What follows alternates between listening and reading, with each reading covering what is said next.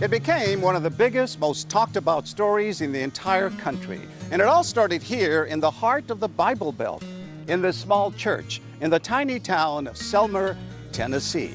Matthew Winkler would preach to his congregation every Sunday morning here about right and wrong and about living your life in the service of God.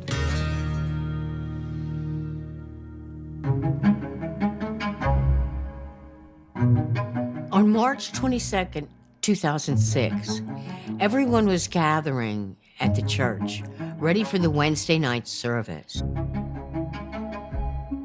Matthew Winkler was pretty new at being the new head preacher, so he certainly didn't miss any services.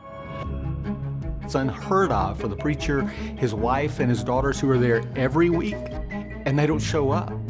But even though they kept watching the door, waiting for him to come through it, with apologies and messages of love for the congregation, it never happened. Overcome with worry and concern, some of the members of the congregation take a 5-minute drive to the church parsonage behind me. It's where the minister, Matthew, his wife, and 3 children lived. Once inside, the church members make a shocking discovery. We were knocking on the windows, knocking on the doors. At that point is when I felt that something was wrong, because the key was on the inside of the door, the TV was on, and there was no answer. At some point, they go inside the home, walk through, calling his name, calling Mary's name, calling for the girls. Yelling, "Is anyone in here? Can anybody hear us?" They looked around. No Mary, no little girls. Everything looked normal, nothing looked out of place. But the master bedroom door was shut. They walked over and opened it, and all their nightmares were answered. Saw Matthew laying there on his back. A foam was protruding from his mouth and nose. We knew pretty obviously that he was dead at that time. So we called 911, and then we all gathered in the living room and held hands and prayed for Mary and the children, because we had assumed that they had been abducted. Church members couldn't fathom who would kill their preacher. This was a man who, in fact, It's in his blood, literally. Mary grew up in a Church of Christ family also. Mary was raised in a strict household in Knoxville, Tennessee. At South Doyle High School, she was known as a reserved student with a good sense of humor. She didn't draw a lot of attention to herself. That's also true of many women in the Churches of Christ Church. They don't want to bring a lot of attention on themselves. Mary was cute as a button. She was always ready with a smile and a touch on the hand, and she just was the perfect embodiment of a Church of Christ woman. Mary and Matthew met at Freed-Hardeman College. It's a college affiliated with the Church of Christ. And Mary has said that initially they were just friends, but then they started dating, and apparently Matthew must have liked her, because 3 months later he asked her to marry him. both Matthew and Mary dropped out of school because they couldn't afford it anymore. And then Matthew got work as a youth minister in McMinnville, Tennessee. How would you describe the Church of Christ to someone who's not familiar with it? It's very conservative, a Bible-based church. We say we have no creed but the Bible. They believe in the literal interpretation of the Bible. And there are scriptures in the Bible that says that a woman is subservient to the man. Board of elders, the preacher, all of those in the leadership positions are men. Tell me about Matthew's temperament. Gregarious, somebody who could go into a room of strangers and make friends within minutes. Magnetic personality. Magnetic personality. Your impression of Mary? Mary seemed like a frail and vulnerable woman. She had a downcast look. She would not make eye contact, and she was walking 3 or 4 steps behind Matthew. Matthew had this feeling he couldn't measure up to his father. He bristled under just being a youth minister. He wanted to be the preacher of his own church. It was in January of 2005 that Matthew and Mary Winkler moved here to the town of Selmer. Matthew had just landed his dream job, named the head pastor here at the Church of Christ.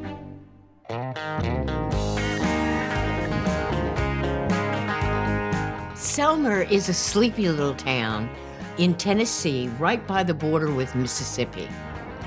It is a place where people sit out on their porch drinking sweet tea and talking with their neighbors as they walk by.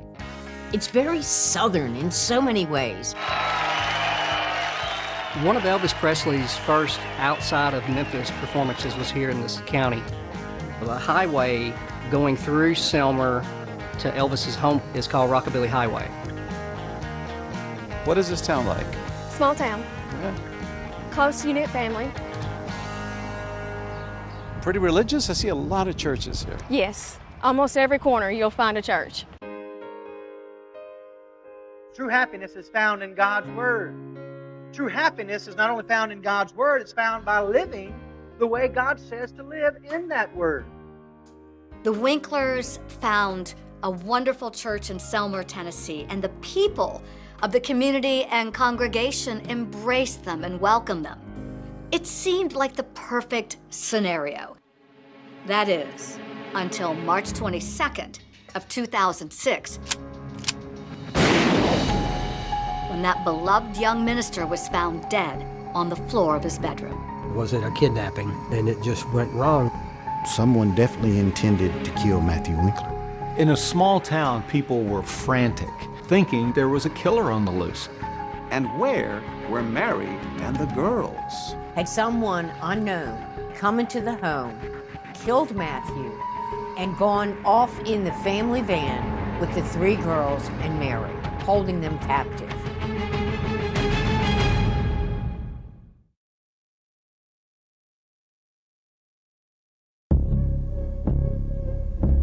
On March 21st, 2006, in the small town of Selmer, Tennessee, Matthew and Mary Winkler, along with their 3 little girls, settle in for a quiet evening at home.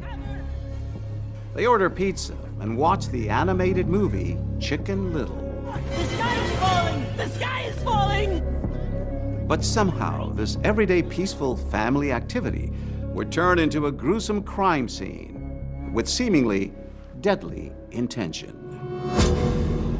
Matthew Winkler was shot in the back with a 12-gauge shotgun. 12-gauge shotgun is either used to hunt or personal protection, and it's used to kill. My initial thought was someone definitely intended to kill Matthew Winkler. Members of the 4th Street Church of Christ find their beloved minister, Matthew Winkler, dead in his home, just minutes away from the sanctuary. They immediately call the police. Where were you when you got the phone call? I was at home, of course, in bed, or getting ready to go to bed. Then I immediately started reaching out to the agents and the crime scene team to get them to start responding to this location. When the police came into the house, they cleared all the church members out, but they interviewed them as well and started picking apart the scene, looking for anything that could give them information. They would have started with the interior, taking photographs, taking measurements. Nothing was out of place. It wasn't ransacked, looking for valuables. But what would stand out is when you got to the back bedroom. There were blood stains on the pillows. There were blood stains on the floor. Matthew was laying beside the bed, and that's where he was found. But you think he was shot while he was still in bed? Yes, and he would have rolled over. Investigators were thinking of a lot of things that this scenario suggested. You have someone fatally wounded. No one else is around. Is this some type of robbery that had turned into murder? Was this a vendetta or was it a kidnapping? and it just went wrong. At that point, you don't know? You don't know. I mean, it's a mystery. What do we have here? This is actually the bed. This is the That bed. would have been where he was sleeping. Could have been shot from here or from here. Well, probably from this side. Right. He was shot on the bed, so that tells you that the shooter had no confrontation with him. There was no defense that Matthew could have put up, being that he was shot in the back. And this is the shotgun shell. It's actually the round that killed him. Over here, this is the bird shot. That's some of the bird shot. Recovered from his body. Correct. This is the actual shotgun. Yes, sir. Can you show it to us? That's 12 gauge pump. What kind of damage can it do? Close up. Well, lots of damage. A 12-gauge shotgun shooting birdshot, when it makes impact, it's going to explode with all of these pellets. And Matthew had somewhere over 70 pellets in his back. And for investigators, each crime scene tells its own story. And this one would reveal a chilling detail. It seemed that the perpetrator wanted to seal Matthew's fate with absolute certainty. They were very disturbed when they noticed the telephone clearly placed in a position that was out of Matthew's reach. And it was disconnected from the wall jack. So the killer unplugged the phone. Yes. So no one could call anywhere for help. That's what we believe. Even if he was able to survive or even live long enough to reach up and grab the receiver and hit 0, it wasn't going to work. There is breaking news that we've been following all day out of Selmer, Tennessee. It is a case of tragedy in a small town. A church pastor is dead. While investigators were combing through the crime scene, news of the death of the much-beloved preacher Matthew Winkler shook Selmer to its core. And you know, it's just shock. Everybody's just in shock about it. This is the 4th Street Church of Christ here in Selmer, and all day long, church members have been coming and going. You can see it in their faces how distraught they are about the death of Pastor Matthew Winkler. Who would have done something like this? Everybody loved him from what we understood. People were frantic, thinking that there may be a killer somewhere in their community. And do police have a motive they're working on? Any kind of theory here? Now, they are telling us very, very little about this. Matthew was often approached by people who had addiction problems or financial problems. What if Matthew turned one of those people away? What if they had come back in anger? An Amber Alert is issued for 3 little girls. Police need to find Mary Winkler, 1-year-old Brianna, 6-year-old Mary Alice, and 8-year-old Patricia. They, along with their gray minivan, were missing. Were they in danger?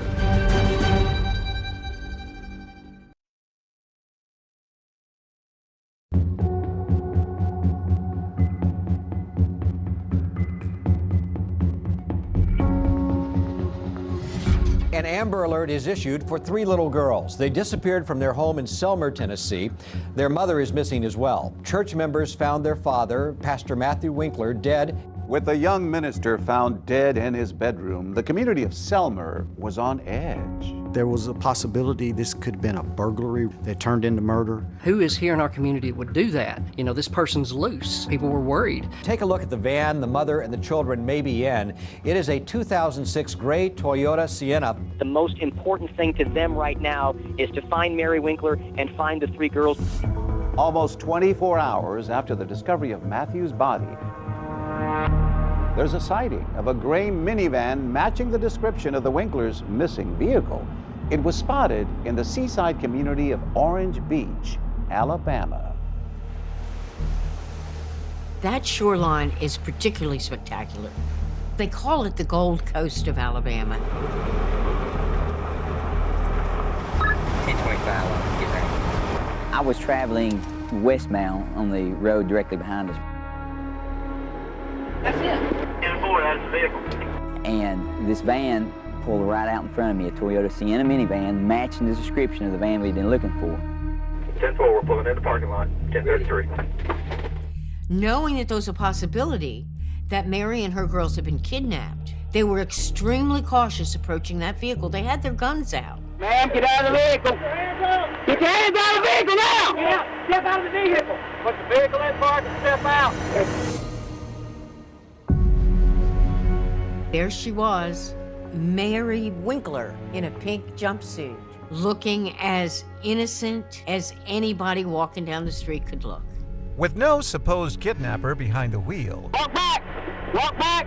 Keep walking! Mary Winkler goes from being a potential victim to a suspect in her husband's death. She got out and she never asked why she was stopped, why there was officers pointing guns at her or anything. She made no really expression on her face, and she was detained. Hey girl, how you doing? After we detained her, we ran to the minivan to check the welfare of the children. They just kept repeating, what's going on, where's mommy going? Did my mama do anything? Shortly after Mary's arrest, police search the minivan and they make a stunning discovery.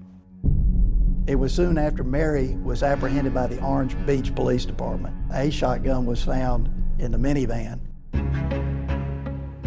You've heard the term, we found the smoking gun. Well, that's exactly what we thought. We had found the smoking gun, and it was just our job now to put the facts and the details together. Back in 2006, Stan Stabler was a corporal with the Alabama Bureau of Investigation. I received a call from Orange Beach Police Department that evening. They requested that I come to interview Mary Winkler. It's March 23, it's about 9:55 p.m. We're at Orange Beach PD. I'm Stan Stabler with ABI.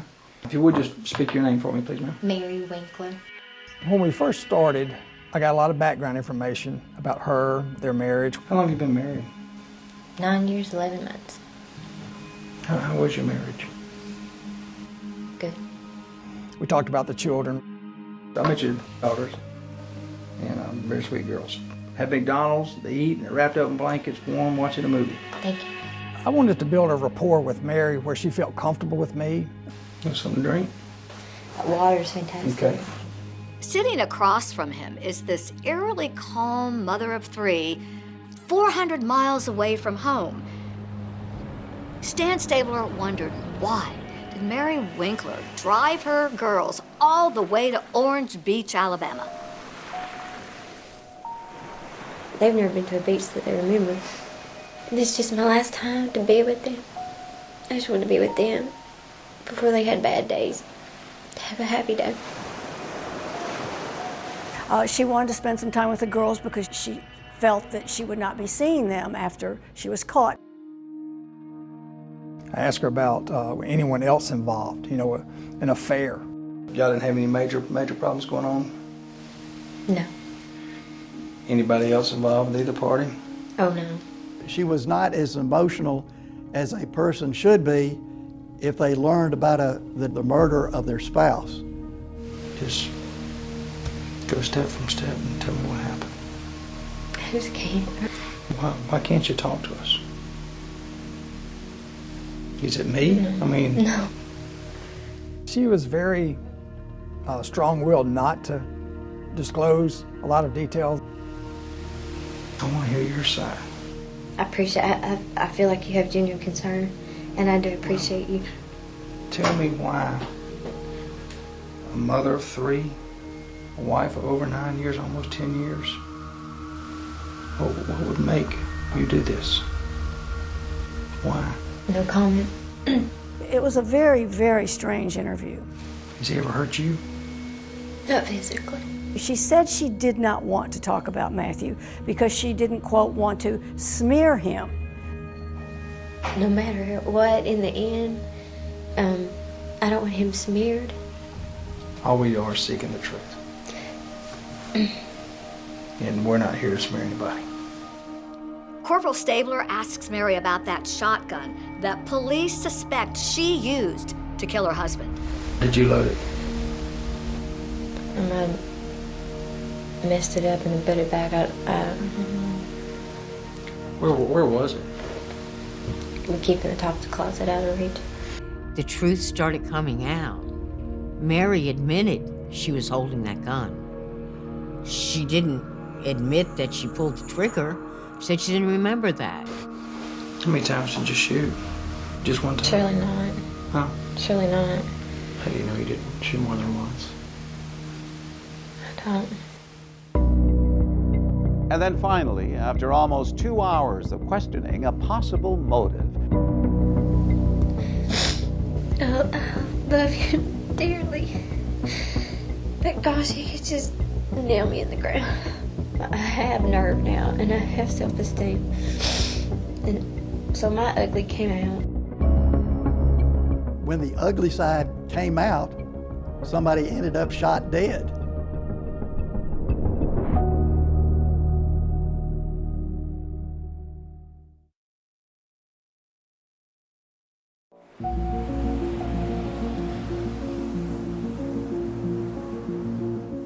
For almost 2 hours, Corporal Stan Stabler prods Mary Winkler about her relationship with her late husband, Matthew. Mary Winkler eventually, during that interview in Alabama, did tell investigators that he picked on her. What she was describing as someone who was abusive. How would he run you down? Bad mouth? Chewing on you, yeah. Just fussing at you, His nagging all the mistakes. time? And some well-deserved, by all means. I think it's old. But gosh, I don't want to talk about that now. I love you dearly. But gosh, he could just nail me in the ground. Which I just took it like a mouse. Didn't think anything different. I never spoke up. She told me he was a good man. He was a good father. He was a good husband. She said, you know, at times he would get mad. She related it to blood pressure problems. But he was so good. So good, too. A lot of times he had high blood pressure, but he'd never go enough to the doctor to get medicine for it. There's no sense, you know, just say the lady was a moron, evil woman. She said she had had thoughts in the past about killing him. Yeah, I didn't just get up and say, hey, let's see how this thing works. I've been battling it not to do that for him, and I don't know why. Was he chewing on you when it happened? I don't even know. Mary had said that she got a job. Then she said her self-esteem started coming out. And then she started speaking up about things she didn't like. I have nerve now, and I have self-esteem. And so my ugly came out. When the ugly side came out, somebody ended up shot dead.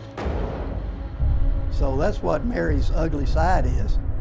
The side that shoots her husband in the back with a shotgun.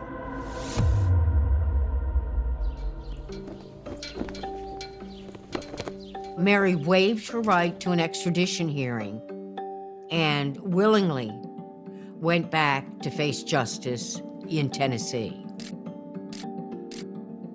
While in Tennessee, investigators from the Tennessee Bureau of Investigation take another statement from Mary, which she initials. And this time, Mary drops a few bombshells about the morning Matthew was killed.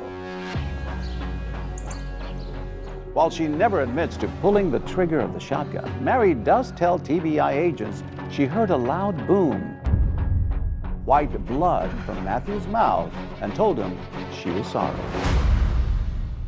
It became real obvious that there was only one thing for the police in Tennessee to do, and that was to charge her with murder. The startling account of a pastor's wife accused of killing her husband becomes big national news. This is Good Morning America. That murder mystery that has stunned everyone. A popular minister in Tennessee gunned down in his home, and the confessed killer is his young wife. Why?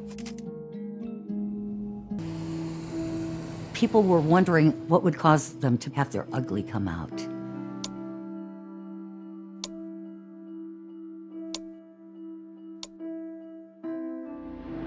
Knowing Mary the way I did, I knew that he had to do something to push her over. Mary's sisters say they saw a change in Mary once she got married. I don't remember hearing her laugh. She was not a happy person. Mary's other sister, Amanda, and her father, Clark, say they saw bruises on Mary. I didn't say anything because if I was to say who gave that to you and that would make her mad, I wouldn't see her again. I saw terrible bruises, the heaviest of makeup covering facial bruises. So one day I confronted her and I said, Mary Carol, you are coming off as a very abused wife. And Mary Carol would hang her head and say, no, Dad, everything's all right, everything's all right. And several times I talked very seriously to her about leaving him, and she just did not want to.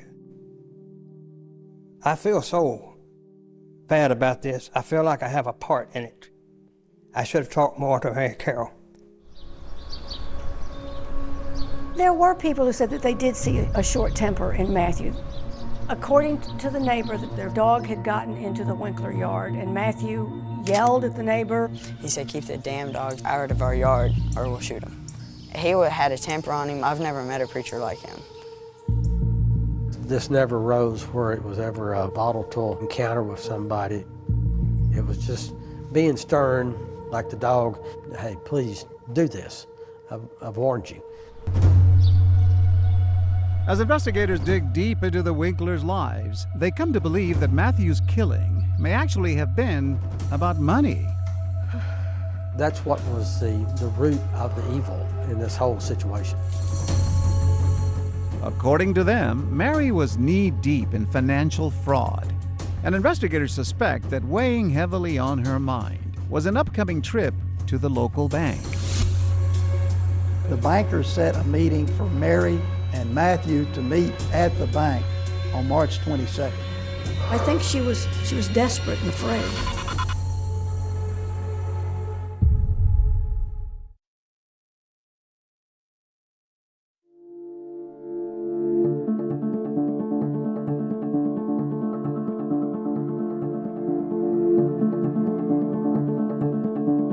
Mrs. Winkler is set for arraignment before a McNairy County judge. After Matthew's death, Mary appeared in a Selmer courtroom, trading in her Sunday best for an orange jumpsuit. It was somewhat of a shocking vision because she just does not look like anyone who could do anything like shoot her husband.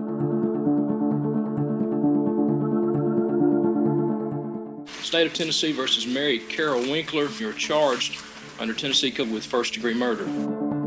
After pleading not guilty to first-degree murder, Mary is led away in shackles. Outside of the courthouse, church members stood in solidarity with the preacher's wife. We had a special prayer for her at church last night, and we forgave her. It's in God's plan, but there has to be a reason, because if we can't believe that, we cannot go on. Mary's supporters believe that her years of alleged abuse culminated in the accidental shooting death of her husband. But investigators say the real motive in this case was money. Early on in the investigation, TBI was interviewing local banks, and they more or less came to the TBI and said, we got to tell you what's going on here. Investigators have learned from bank officials that Mary was in over her head financially. After they say she got caught up in a so-called lottery scam, which was sweeping the country. A lottery scam is when you get email or even a letter that tells you that you have won a lottery. Here's how it works. The scammer sends a counterfeit check for an initial payment worth thousands of dollars. Now, in return, you're supposed to send them money to cover the processing fees. The scammers make money off what you send them. Meanwhile, all you get is a worthless check. Mary had entered all sorts of things. So when she got this saying that she'd won $250,000, she believed him. What do we have here? These are bogus checks. So Mary Winkler got these checks in the mail. Yes. And she thought, wow, $4,880, $4,900. Yeah. You're going to receive lots more once you send us the money, but she did not send the money back. She kept all the money. Back in those days, if a person deposited a check or cashed a check, they would actually receive the complete amount of money because it immediately went into your bank account. Back then, you just didn't have the automation like you have today. So it could take weeks for the checks to come back as counterfeit. So when that happened, the banks wanted their money back from Mary, over $16,000. And that is when investigators allege Mary cooked up a scheme of her own to cover her losses. She was actually writing checks for one bank to cover checks at another bank. What investigators say Mary was doing is called check kiting, floating funds between banks, and that's where the kite comes in. And in doing so, she knew that she didn't have the funds in that bank to cover the charges, and that is an illegal act. It's easy to see how desperation can lead you down that path where you're trying to find a way out and you don't know what to do. Was there any evidence that Matthew, her husband, the minister, was in on this or knew about it? We have no evidence because he never went to the bank. He never had his name on anything. These other accounts was in her name, so he wouldn't have access to her accounts. According to investigators, Mary went to great lengths to conceal her alleged financial crimes from Matthew. They say she opened up a personal account out of town, changed her mailing address to a P.O. box, and she even tried to remove Matthew's name from their bank account. But investigators say Mary's alleged financial scheme fell apart after one late deposit sent her bank account into a tailspin. I think it got a little out of hand because she got at some point like $5,000 overdrawn, which is a really bad position to be in. $5,000 in 2006 on a small town pastor's pay and a substitute teacher. You might as well say $100,000. Things came to a head on March 21st, 2006. That day, Mary Winkler was working as a substitute teacher here at Selmer Elementary School. She receives an urgent call from the bank asking her to come in the very next day to clear up her overdrawn account. And they tell her to bring her husband, Matthew, along.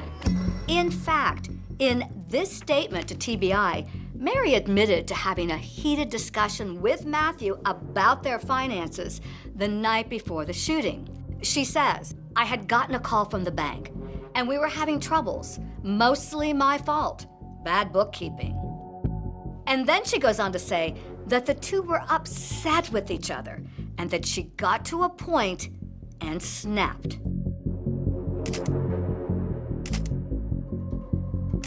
Do you think this is why she killed him? Oh yes, that somebody's gonna have to face the music, and it was gonna come back on her. There must have been a lot of pressure on Mary to keep that away from Matthew. It was going to be embarrassing for the Church of Christ congregation. It was going to speak very loudly that something's amiss in this family. It's a reflection of the church. It's a reflection of God.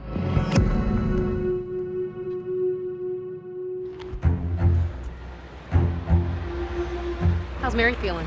Prosecutors might think this is an open and shut case, but as Mary's murder trial gets underway, no one could imagine the twists and turns to come.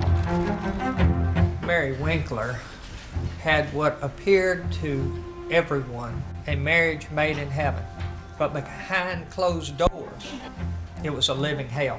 Ms. Winkler, if you'll come forward, please, ma'am. And when the demure preacher's wife takes the stand, dark and lurid details would soon come to light.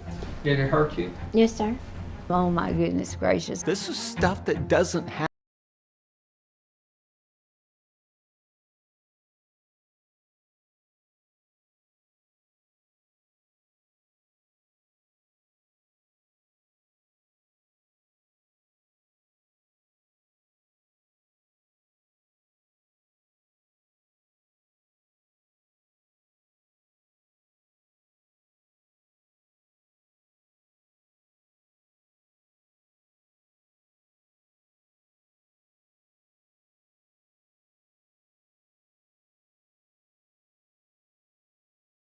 And now he's got a hellacious shotgun wound in his back. And his wife wants you to believe that she was driven to it.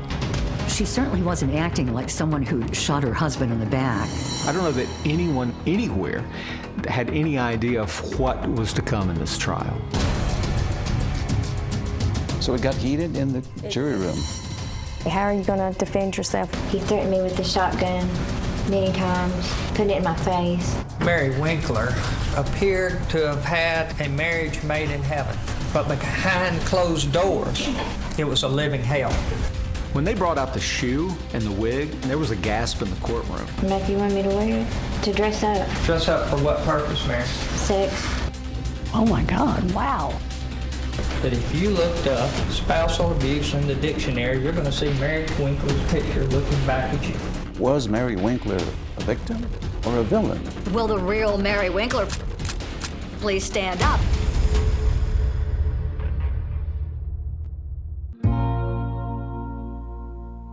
A grand jury had indicted Mary Winkler on a first-degree murder charge for the killing of her preacher husband, Matthew Winkler. She pled not guilty and went back to McMinnville after her father posted her $750,000 bond. Mary's 3 girls continued living with Matthew's parents, whom they'd been with since Mary's arrest. Everywhere, everyone was covering the story of Mary Winkler. When you put the story in a nutshell, this preacher's wife shoots her husband in the back while he's sleeping and then takes her daughters to the beach. That sounds outrageous, absolutely outrageous. How can you not follow that story? Well, people were wondering what would bring someone to this breaking point. What would cause them to have their ugly come out? And I think that was the big question. And the fact this happened in the heart of the South, in the Bible Belt, was like fascinating to people because it wasn't supposed to happen. These are supposed to be godly people. Well, you know, godly does not mean perfect. And Mary proved that very well. So this is the cleaners where Mary worked. Yes. We're at the dry cleaners, Dry Cleaning Express, where Mary worked during her bond supervision. I would have to come and check on her. What were your impressions of her during that bond period? She was just real quiet, reserved. We all just really loved her, and you know, we got to be good friends. And we've picked up a lot of new customers from her church that has decided to do business here because they want to be supportive of Mary. But one question dividing the people of the town following the case at the time, was Mary actually the quiet preacher's wife everyone thought they knew, or was there another side to her, like the one Libby St. John and her husband at the time saw one night at a restaurant in McMinnville? Well, we had been in there sitting at the bar, and Mary came in, and she was chain smoking cigarettes and drinking. It just seemed like she was so carefree that evening that it just shocked me. I almost wanted to go over there and say, listen, this isn't a good idea for you to be doing this. The owner of that establishment said while she was out on bond, she'd been there to celebrate several different occasions and her birthday recently. And so she'd been there several times. It just wasn't a one-off. You don't usually see Church of Christ preachers' wives smoking. She certainly wasn't acting like someone who'd shot her husband in the back.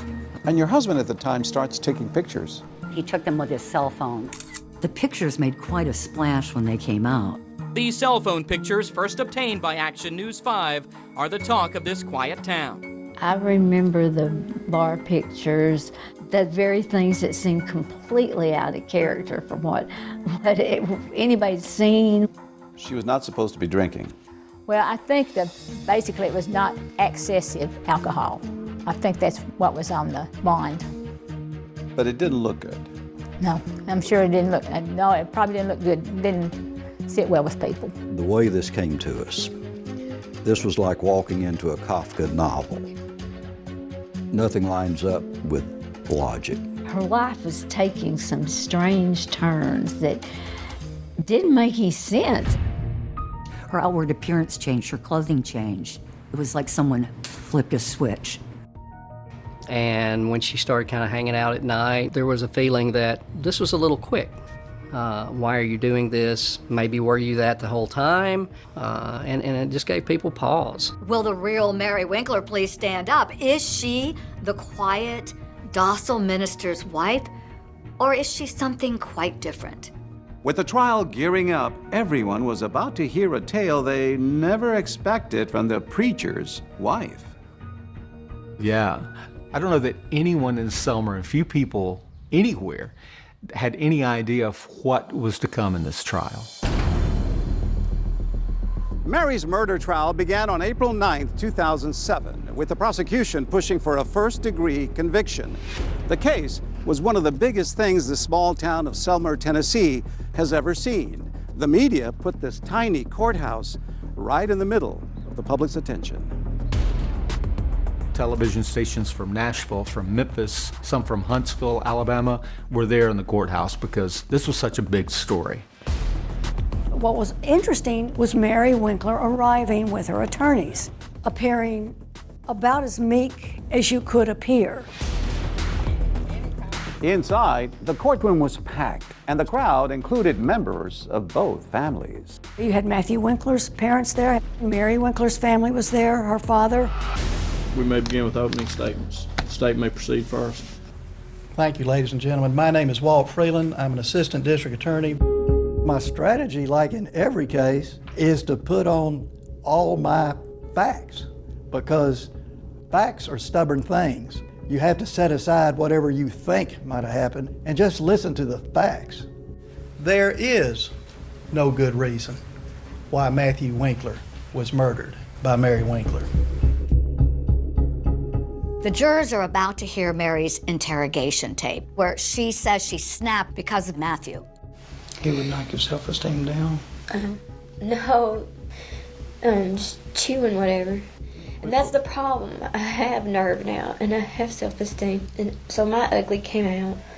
Just kind of got to a boiling point and just boiled over? There's no sense, just say the lady was a moron, evil woman, and let's go on with it. Prosecutors bring out that big, powerful shotgun that was used to kill Matthew. The point being to show the jurors that this could not have been an accident. You couldn't just pick the gun up and pull the trigger unless it had been racked. Could you prime it or pump it or whatever it takes to get it in a functioning position? Could you do that? Yes, sir. By racking the shotgun, it places a shotgun shell in the chamber so it can be fired. The fact that she did tells me she had already thought in her mind what it was going to be like to shoot that shotgun. All that leads me to believe premeditation. But to rebut the prosecution's theory of premeditated murder, the defense will call their star witness. The defense calls the defendant, Mary Carol Winkler. The only person alive who knows exactly what happened the day Matthew was killed. Somebody said to tell the truth, the whole truth, so help you God. Yes, I do. The most important witness in this trial, the one that everyone anticipated, takes the stand.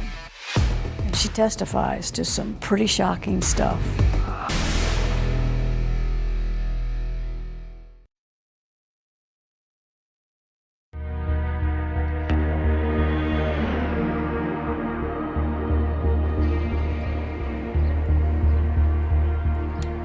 The jury has just heard audio of Mary Winkler's interrogation, where she seems to imply that she suddenly snapped because of her husband Matthew's treatment of her.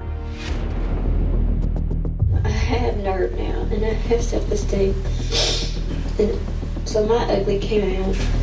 Prosecutors tell the jury that Mary's real motive for the killing had nothing to do with Matthew's treatment of her. Instead, they say that the motive was about that alleged financial fraud they claim she was knee-deep in. This was a premeditated act because Mary Winkler was in control. Although investigators believe that the money was the motive in this case, they never charged Mary with any financial crimes. She was the one that handled the finances. The finances were in shambles. A bank investigator testifies that Mary had allegedly been scamming banks out of thousands of dollars by writing checks to herself and then floating money from one account to another. These deposits were drawn off of the same bank, First State Bank, and were deposited within days of each other into the ATM at Regions. So this check from Mary Winkler to Mary Winkler for $2,000 was deposited in the Mary Winkler personal account on March 20th, 2006. Correct. March 22nd, 2006, Mary Winkler and her husband Matthew were supposed to go to the bank and explain where the money came from, where the money went, and how they were going to pay it back. The house of cards which she had set up was falling down. March 22nd was the day it ended up that he was shot. The prosecution claimed that Mary killed her husband Matthew because of the deep financial hole that she had dug for herself. But when it was the defense's turn, they painted a very different picture of Mary, claiming she was the victim in this case and Matthew was the villain. Mary Winkler appeared to have had a marriage made in heaven, but behind closed doors, it was a living hell. The proof will show that Mary was his whipping boy. Part of the defense strategy was to put Matthew on trial. They put on the stand a church secretary who claimed she overheard some really harsh words coming from Matthew to Mary. The tone, the sounds were of anger, berating. What did you say to Matthew? Those are things that a husband shouldn't say to a wife. You are to be a leader by example and not by force. Another witness to take the stand was Mary's own sister, Tabitha. And she said Mary complained that Matthew tried to keep her away from her family and control her every move. How would he act to her? He pretty much dictated anything that she did. She wasn't allowed to make any decisions for herself. She would have to say, I have to check with Matt, and it was usually no.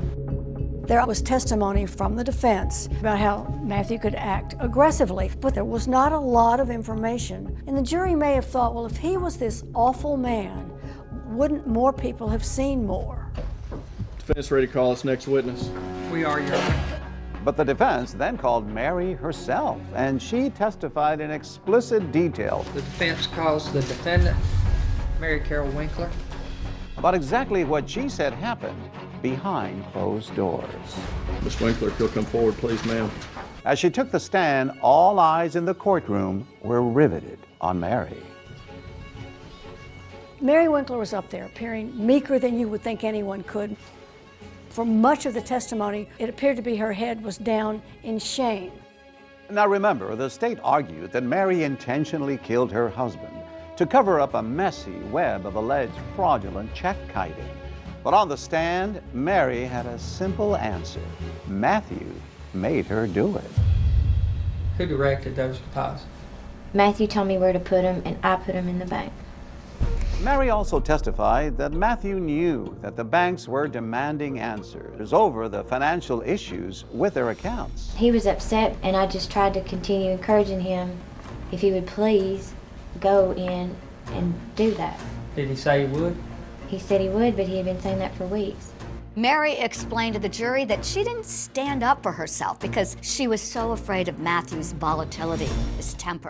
How did he act when he yelled and screamed at you? He flailed. He just was all over. He would just be furious. He went from certain threats to more serious threats. Can you be specific to the jury about any threats? He told me one time that he was going to cut the brake lines out of the van. He threatened me with the shotgun many times, putting it in my face. He told me if I ever talked back to him, that he would cut me into a million pieces. Dan and Diane Winkler sat through a trial where they heard some awful things about their son, and it had to be very difficult for them. And their faces were stoic, but you could also see how it was affecting them too. When I asked her about abuse, I said, well, you know, did he physically abuse you? And she said, oh no. I believe her to this day that he never abused her. There was no indication from any of the people interviewed that Mary had ever disclosed it to them as a friend, or it never came out about any physical abuse. She described Matthew as being a fine man, and there was never a hint of any abuse. But it turns out that Mary's testimony about alleged abuse on the part of Matthew was just the tip of the iceberg. This case is moving in another direction. The one question that nobody will forget is when Steve Faris handed her a bag. What's in that sack, Mary? Put it up on the screen.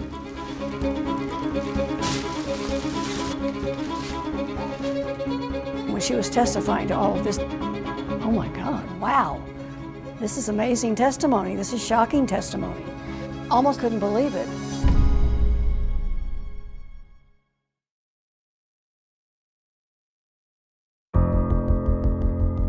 On trial for the murder of her preacher husband, Matthew. Mary Winkler tells jurors that she was living in a marriage from hell. I had asked Matthew to have a divorce, and he absolutely denied it. That would not be allowed. That was not an option? No, sir. According to who? Matthew. Preachers can't get a divorce. People want to know, okay, how do you preach the things you preach and you're divorced? Mary's defense team would also expose what they said was another dark side of the Winklers' marriage. One that would take this trial into a surprisingly different arena. What's in that sack, Mary? Shoe and a wig. Show me the shoe that's in there. Put it up on the side there. Is that the kind of shoe that you would wear to church? No, sir. Where'd you get that wig, Mary? From Matthew. Well, why was that shoe bought, Mary? Matthew wanted me to wear it to dress up. Dress up for what purpose, Mary? Sex. When they brought out the shoe and the wig and put those on the witness stand, there was a gasp in the courtroom. It was just a moment in this case, I think, that everything turned. And then hearing the preacher's wife accuse her dead husband of all of these things that were not allowed in the Churches of Christ congregations. These were sins. Mary testified that Matthew had porn up on a computer and wanted her to watch it. What would occur after he'd asked you to look at the photographs? Go have sex. Did he ever ask you to engage in any type of sex that you felt was unnatural? Yes, sir. He just wanted to have sex with my bottom. Did it hurt you? Yes, sir. The people in the courtroom, when she was testifying to all of this, you could kind of see on their faces like, oh my God, wow, this is shocking testimony. For the life of me, I have never understood how wearing platform shoes and a wig for your husband gives you the right to shoot him in the back with a shotgun. While the details of the Winklers' sex life caused a huge buzz inside the courtroom, the questions at hand were why and how Matthew was shot to death. And for the very first time, people heard Mary talk about what she says happened that morning, describing how it all started with the cries of their baby daughter. Matthew kicked me out of the bed. He just caught me somewhere in the low of my back and I was on the floor. What happened next? He walked out of the room and then I got up and went after him. Mary said she then saw Matthew covering the baby's nose and mouth to keep her from crying, something that she said he had done before. What was he doing? Suffocating her. I said, could I please have her? He just threw his arms up and walked out and walked away from the crib. Mary says she was so disturbed by this incident that she followed Matthew back to the bedroom and she wanted to confront him about it. I just wanted to talk to Matthew. What did you want to talk to him about? I just wanted to stop being so mean. Mary testified she was afraid to talk to her husband and then found herself holding Matthew's shotgun. Do you remember ever having a gun, holding a gun? Yes, sir. Do you remember ever pointing a gun? No, sir. Did you pull the trigger? No, sir. Did you intentionally, purposefully kill your husband? No, sir. Did you love your husband? Yes, sir. You still love him? Yes, sir. Mary had been very vague and foggy about a gun going off, which is a classic defense statement. They use the passive voice. They don't say, I shot a gun. They say, a gun went off. So what was it that led you into the position of accidentally shooting Matthew Winkler? I just wanted to talk to him. It wasn't an accident, was it? Yes, sir. You just wanted to talk to him and he wouldn't listen. So you shot him in the middle of the back while he was asleep. Now, has that memory come back to you, Ms. Winkler? No, sir. You recall telling Agent Carpenter you remember hearing a loud boom and remember thinking it wasn't as loud as I thought it would be. I don't recall telling him that. Do you remember today if you told Matthew that you were sorry and that you loved him? Yes. The defense called a licensed psychologist to the stand who had met with Mary several times, and she testified that the reason Mary might not be able to remember the details of the shooting was because she had been traumatized by Matthew's treatment of her. It's my professional opinion that Mary does suffer from a post-traumatic stress disorder, and at the time that this occurred, she was in a dissociated episode where Now the jury has a big decision. Couldn't Mary have gotten out of a bad marriage some other way? Or is she just a cold-blooded killer?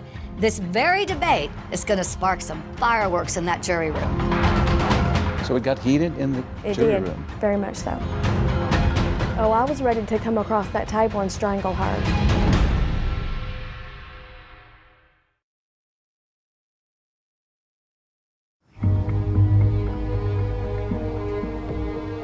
This morning, the jury is in deliberations, and Mary Winkler's fate hangs in the balance. Emotions ran high as jurors seemed hopelessly divided on whether Matthew Winkler's death was murder or a fatal accident. There was some that didn't feel like she should get anything. They were ready to let her walk. They felt like he deserved what he got. And then you had some that was like, yes, she was abused, but she did take a life, and that she should get something out of it. We were very stressed during that time because we didn't know how to work it out. So it got heated in the It jury did. room? Very much so.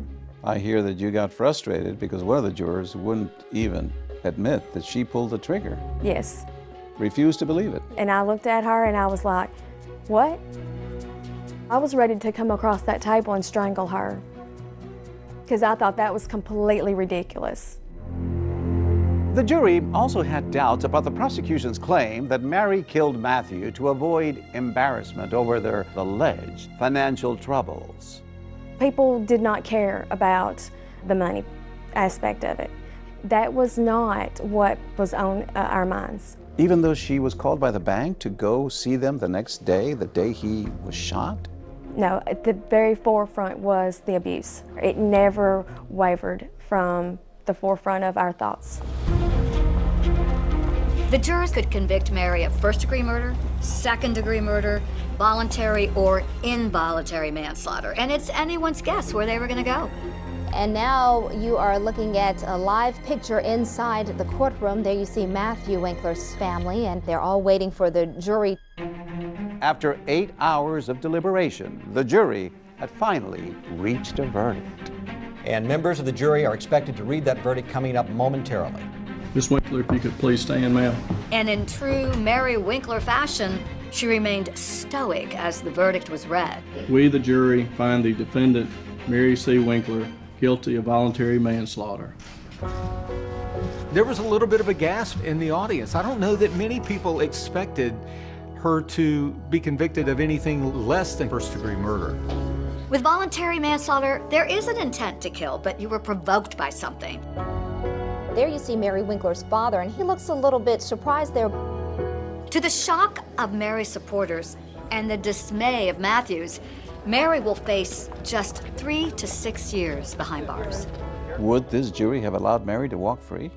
Part of them would have. No comment. They felt like she had already lived through prison with the life that she lived, and that it was justified and that she deserved to be free.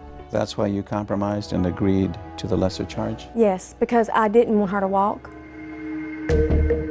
In Tennessee, 33-year-old Mary Winkler is awaiting sentencing after being found guilty of killing her preacher husband. Mary, how you feeling?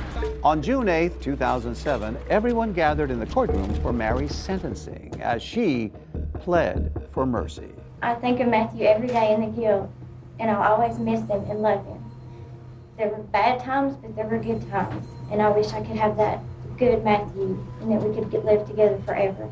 If I were Matthew's parents, that statement would have felt like a kick in the teeth. It was so disregarding of their feelings on facing this reality. Matthew was a wonderful person. He loved life, he loved his family, he loved the Lord God with all of his heart and soul and mind. The monster that you have painted for the world to see, I don't think that monster existed. There's been no remorse from you. You've never told your girls you're sorry. Don't you think you at least owe them that? You've never told us you're sorry.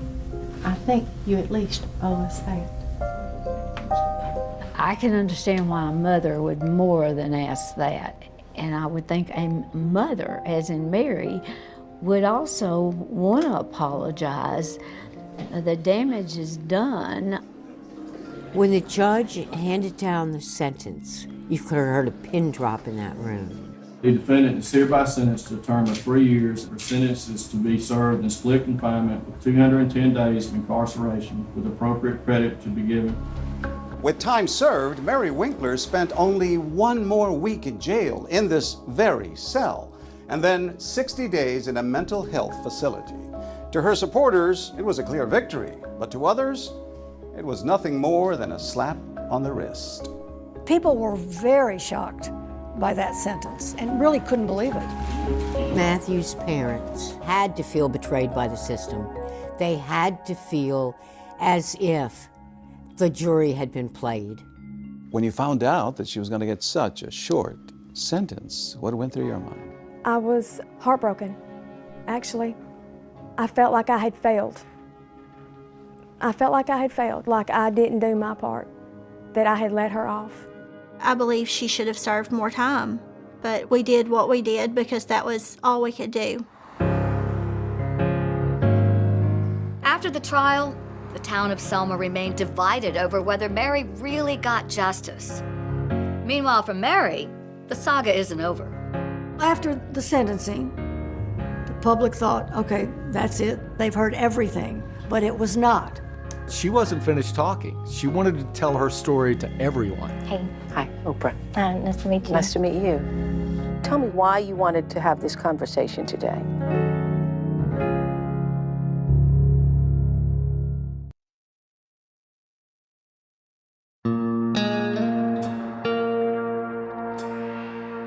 After serving an additional 7 days in jail, Mary Winkler finished out the remainder of her sentence at an undisclosed mental health facility.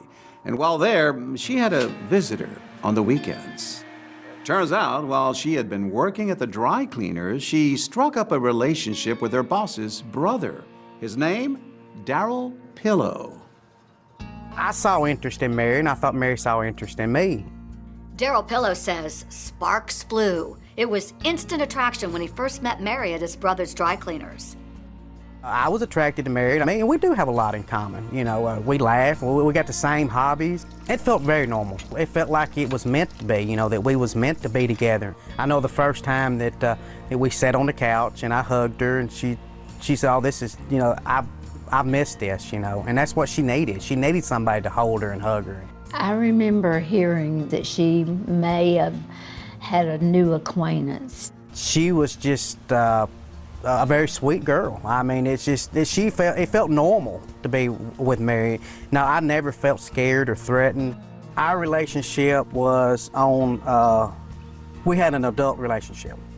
Even though Mary was in a mental health facility, Darrell says he would come to visit her on weekends. The two were able to get closer, and he says they even got to the point where they discussed marriage. We kind of joked around about it, you know, but it wasn't nothing serious. It's not like we set a date or you know, maybe years down the road it may happen. I don't know. But the option's there. But soon after Mary was released from the facility, Darrell says she ended things with him. She just said, "Darrell, I've got to be single right now." And I said, "That's fine." She needs to be focused on her children, and that's where she's at right now. She is focused on her children. Since her arrest, even though she had visitation rights, Mary's 3 daughters had been living with Matthew's parents, Diane and Dan Winkler. But once back in McMinnville and now living with friends, Mary is on a mission to get those 3 girls back. Mary's got a long way to go, but she's on her road. She's on the way. She's gonna make it. Since she's gotten back home, the Mary that we came to know and love, the grinning, the cutting up, she's back. Mary was determined to fight, and one way she could do that was by being the perfect parolee. How do you think her time in jail impacted her life? Well, she had time to think about what happened, I'm sure, and reflect on what she had done, and I'm sure she wanted to get out so she'd get back with her children as soon as possible. Her children were very important to her. She lives and breathes every day for those girls. What she wants to do is get on with her life, let people leave her alone, get her girls back, and mourn her husband. That's her words. Now back home, the once shy and demure former preacher's wife, who wanted a quiet life, raised eyebrows again after making one of her first stops, the Oprah Winfrey Show, telling Oprah she hoped by speaking out, her story might help others. An Oprah exclusive. For the first time, Mary Winkler, the wife who killed her pastor husband. Mary Winkler appeared on Oprah just as she appeared on the stand. Very soft-spoken, very meek and mild. And but I remember Oprah wasn't buying any of it. Oprah didn't let her off the hook. Was a shotgun in the baby's room? No, we kept it in the closet. It's just, I can't, there's a lot of things that don't make sense to me. Yeah.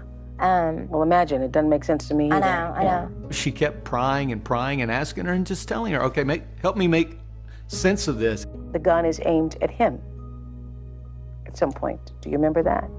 Well, no, because when I heard the boom, I just took out of there and took off running. And then Mary explained to Oprah the importance of getting those girls back. I'm their mother. You killed their father. I did not want any of this to happen. Even though the girls had been living at Matthew's parents' home, the Winklers wanted to formalize it. They filed a lawsuit to adopt their granddaughters and terminate Mary's parental rights. Mary Winkler looked happy and confident when she walked into the courthouse in Huntington for another showdown with her former in-laws over custody of her 3 daughters. But there's still one more turn to come in Mary's roller coaster ride of a life. Her life seems to be normal, except for one thing. One more startling secret to reveal. Something else had happened to Mary Winkler that was surprising, shocking.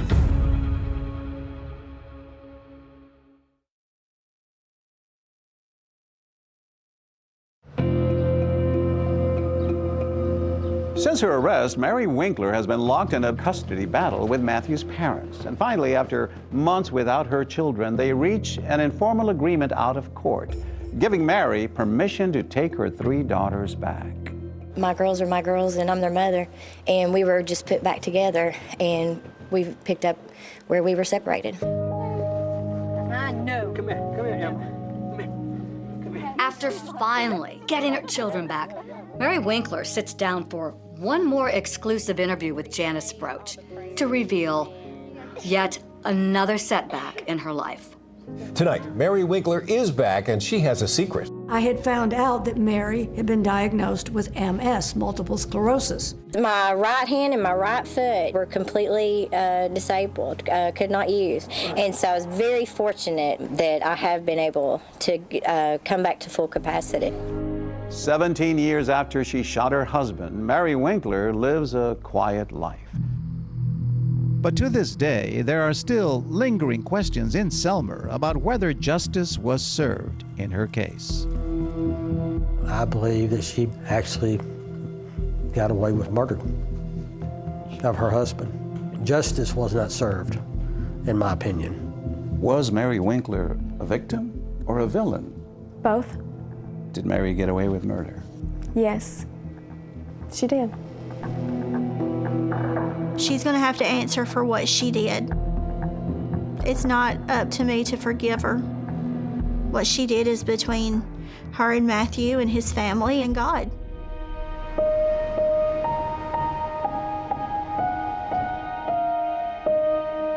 As for Matthew's parents, this tragedy that befell their son is still painfully close to their hearts.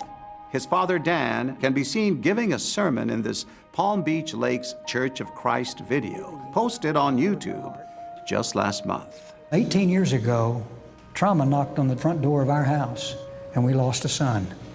I live with that emptiness all of the time, and it's been almost 2 decades, but I remember the sound of his voice. And every time we sit down at a Christmas table as a family, there's an empty place.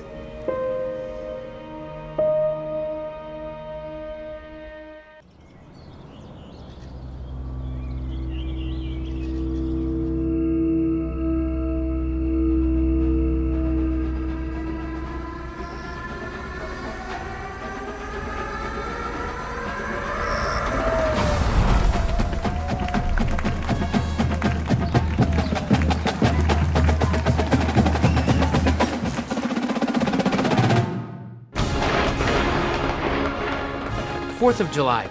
It's a day when people come together to celebrate our independence and the spirit of America.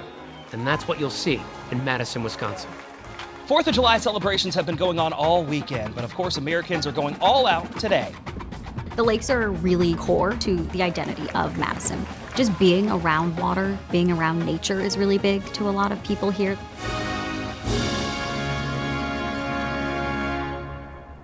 Madison is Wisconsin's gorgeous capital city. Built on a strip of land connecting Lakes Monona and Mendota, generations of families have come here to lay roots. But as residents of a small town just north of here would come to know, secrets, lies, and betrayal don't stop at these shores.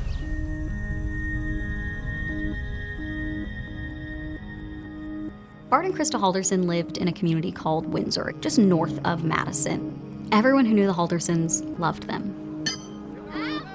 We used to have a horseshoe league. Bart and Krista were on a horseshoe team. We competed against them 2-3 times a year. And just being neighbors, they were just people that ran into all the time. Absolutely salt of the earth people were Bart and Krista. Their house always looked good. It was well manicured, it was well mowed, it was always taken care of. There were competitions in the neighborhood about who had the best lawn and who cared the most about their yards, and Bart cared about his yard. Krista is an administrative assistant for a local auto shop, and Bart is an accountant. Bart and Krista, they weren't rich, but they were comfortable. Yeah, they were just regular people trying to do their best. She was the youngest cousin, bright red hair. She was the baby of the family. Barbie Townsend grew up in Southern California, but would often visit her younger cousin Krista at the family's rustic cabin in northern Wisconsin. Krista was fun, energetic, creative. She just was very exuberant, very outgoing. Happy person, it sounds Very like. happy, yeah. Loved her lot in life. I know you got to know Bart a little bit later, but what was he like? I was happy for her that she found her person, and they were a really good team. They complemented each other. Definitely, definitely. You know, he would have his strengths and she would have her strengths, but they always worked together. Barbie told me that nothing matters more to Krista and Bart than their 2 sons, Mitchell and Chandler. They poured themselves into their children. They did family nights, game nights. They would cook dinner, barbecue together. In spring 2021, Krista had sent a picture of them all standing together. She was so proud of them. Mitchell had been with his girlfriend at that time about 7 years, and Chandler had been with Kat maybe 2 years, on and off. Mitchell, the oldest, works in IT, and he lives with his fiancée, not far from his parents' home. And Chandler, an Eagle Scout, is a young man on the rise. He's working part-time for an insurance company, living at home while finishing his college degree. And that's not all. Chandler had told his family about this great job opportunity he had been given with SpaceX. He would move to Florida, and actually he would bring his girlfriend with him. Everything was going well for everyone. I don't know any family who wouldn't want to be in the situation the Haldersons were in. But in June of 2021, the Haldersons' good fortune takes a turn. Their eldest son, Mitchell, was diagnosed with diabetes. And then right after that, their younger son, Chandler, fell down a flight of stairs at the Haldersons' home. He was taken to the hospital, and he was diagnosed with a head injury. In that picture, on Father's Day of 2021, standing next to Bart, he's got the brace on. His neck was injured and it was going to affect his ability to walk. He might have a colostomy bag, he couldn't fly, so he couldn't go back to Florida for the job. Like his whole life was going to change because he had this fall. I know once he was in that neck brace, his job situation with SpaceX was kind of pushed on the back burner. It seemed like he would not be able to take the job at SpaceX. He wouldn't be able to help around the house. He wasn't even able to walk properly. And after that, Chandler required help. His mother would assist him going up and down stairs, would bring him meals. Although Krista doted on her sons in their time of need, she rarely missed a day of work. So on Friday morning, July 2nd, when she fails to show up at her job, co-workers are concerned. Krista was one of these people who was always at work, and she always let people know what her plans were. It's a Friday right before the 4th of July holiday, but she hadn't asked off. She hadn't told anyone she wasn't going to be there. It was really unusual for her to not show up for work. She'd never done it before. She wasn't answering her phone.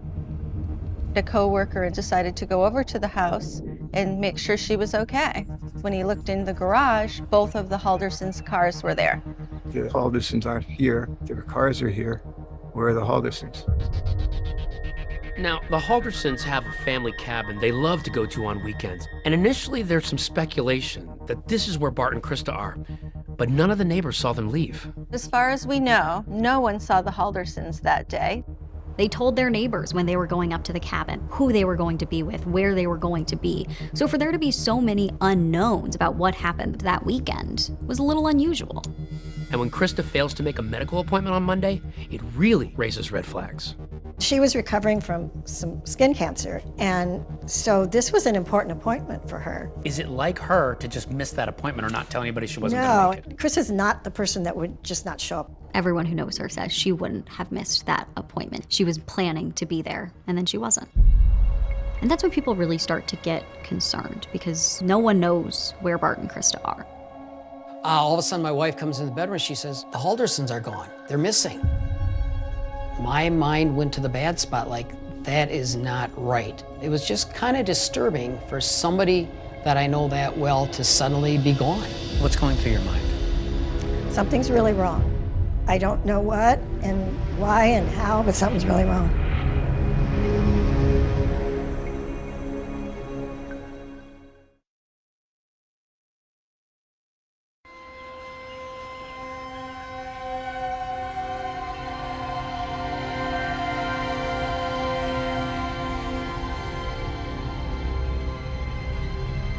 The strange disappearance of Bart and Krista Halderson is a mystery, captivating local Wisconsiners. Are we rolling? We're rolling now. Including a pair of podcasters. I'm Jill. And I'm Richard. And we do the True Crime Brewery podcast. We're very fascinated with true crime and just love to really figure out what's going on behind the scenes. Ready. So, we've been talking more and more about these cases. Their podcast, as the name suggests, mixes suds. We pick a beer from the area the crime occurred. With sleuthing. Today we're covering a case from Wisconsin. And have I got a beer for you? I feel like it brings together the personality of the city where the crime happened. Bart and Krista Halderson, they are just everybody's neighbor, everybody's family member, just working hard, trying to take care of their children, trying to provide the best for their family. Bart and Krista just loved the 4th of July. You could always catch them at the parade. It was probably their favorite holiday. But that weekend, in July 2021, strangely, the couple are nowhere to be found. Bart and Krista had not told anyone that they had a plan to go away for 4th of July weekend. There's no explanation forthcoming as to why they're not there. So the only time people heard from Bart and Krista over the 4th of July weekend was when Krista texted Chandler on July 4th. The text to her son Chandler says they arrived at the family cabin 3 hours north. It read, "Made it safely. Love you lots." Their friends learned that she had reached out to him, which made sense. She was a mom who talked to her kids all the time. This is where we hung out and collected rocks and played games. Ooh. So this is early on. It's my dad, and that's the cabin in the background. And that's Krista right there. This is Krista. I can always tell Krista by that shock of red hair. Fiery red hair. Yeah. And she was the youngest. The cabin has been in Barbie and Krista's family since the 1940s, when it was built by their grandfather. That was like the heart and soul of our extended family. The cabin was our way to get back together and be together. There was no phone, no indoor plumbing, very rustic. Sounds like this was a place where you and Krista really bonded. The cabin was where we would reunite. Chandler had told family members he knew his parents were going to the cabin for the weekend, but he was expecting them home by Tuesday the 6th. Now, Tuesday's come and gone, and the couple seems to have vanished. How did you learn that Bart and Krista were missing?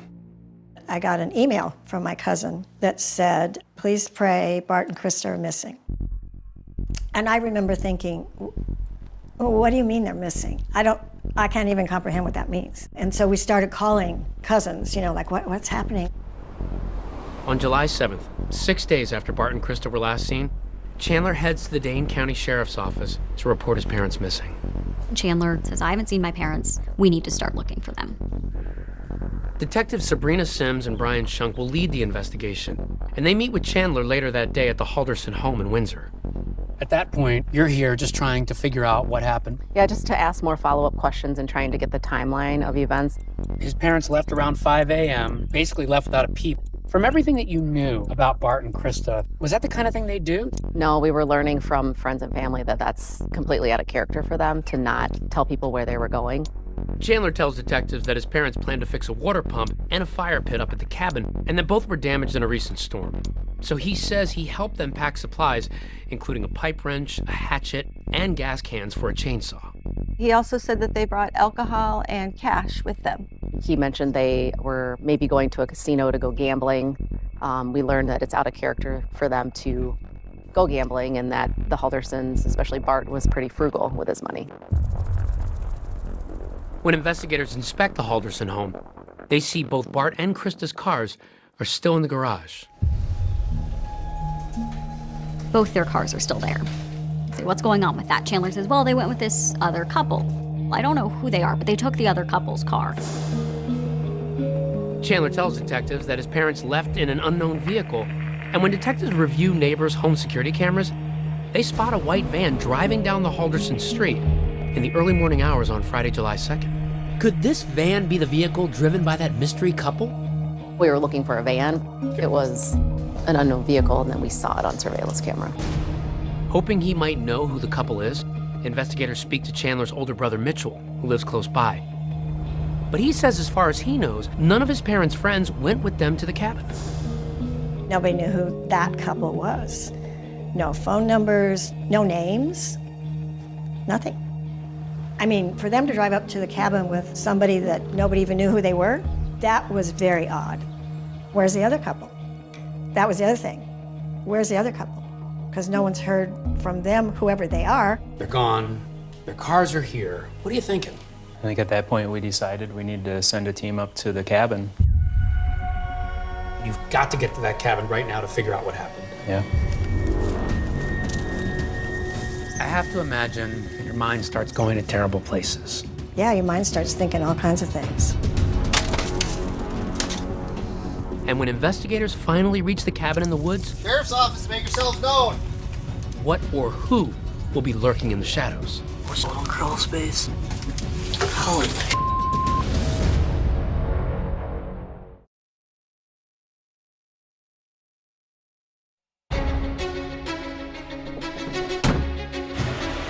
I'm Bill Callender.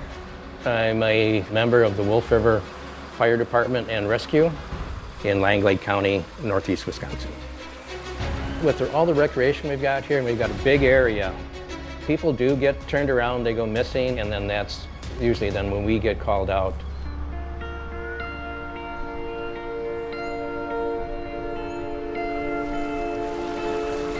The Wolf River area is really a nice area, fairly lightly populated, but we've got a lot of great recreation.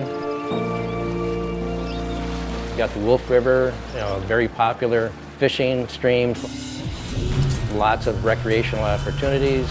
We've got the rapids on the river go up to Class 3. We've got heavily wooded area. Much of our township is in the Chequamegon-Nicolet National Forest. And Wolf River is the area where Bart and Krista Halderson had their family cabin and where they were supposed to spend the 4th of July weekend. It's a beautiful place, but it can be a dangerous place. Like anywhere that's completely natural and completely wild, there are pitfalls to that. A river can easily become someplace you drown. The woods can easily become someplace you're lost. And so it's not unheard of for people to go missing in this area. Now, back in July of 21, our chief got a call from one of the Langley County deputies and said that, we may be needed. Cell service isn't fantastic out here either. Weather always seems to change, but crime never does. I'm Detective Sergeant Groans of Langley. On July 8th, I received a call to assist the Dane County Sheriff's Office with a search of the Halderson cabin. As an investigator, I was assigned a body camera, which was activated when we arrived at the property. What's your relation? I'm their son. You're their son, okay, all right. So this footage we're looking at here, it's recorded by your body camera. That's correct. Okay, and who are you speaking to here? This was Mitchell Halderson and his fiancée. 1 week after his parents mysteriously vanished, Mitchell tells investigators that he's so concerned about his parents' well-being that he and his fiancée make the 3-hour drive north to the cabin. They seemed concerned and also as perplexed as we were about Bart and Krista Halderson's whereabouts. Maybe we could just take a walk around and see. So at that point, we took a walk around the exterior of the property. We noticed that the grass and the weeds had not been kept up.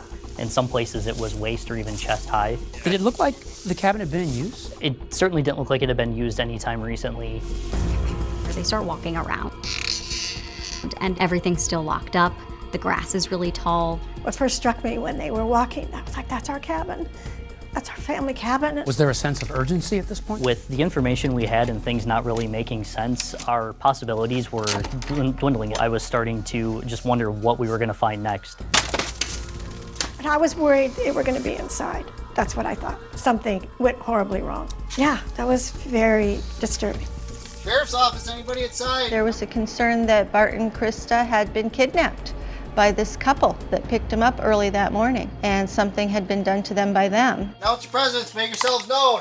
I think the police were very concerned that they were going to find 2 dead people there. But once inside, despite everyone's worst fears, the cabin appears empty to police. It was dark, so you could tell nobody had been there for a while. Every single indication shows that this cabin has been empty. The steepest stairs I've ever seen. As Detective Groans makes his way through the cabin, he spots a door to the cellar. So right about here, you draw your gun. Why? Yeah, whenever we go into an unknown space, that's something that we would do just in our own safety. So for an outsider, this is a dark, creepy space. You got to be ready for anything. Absolutely.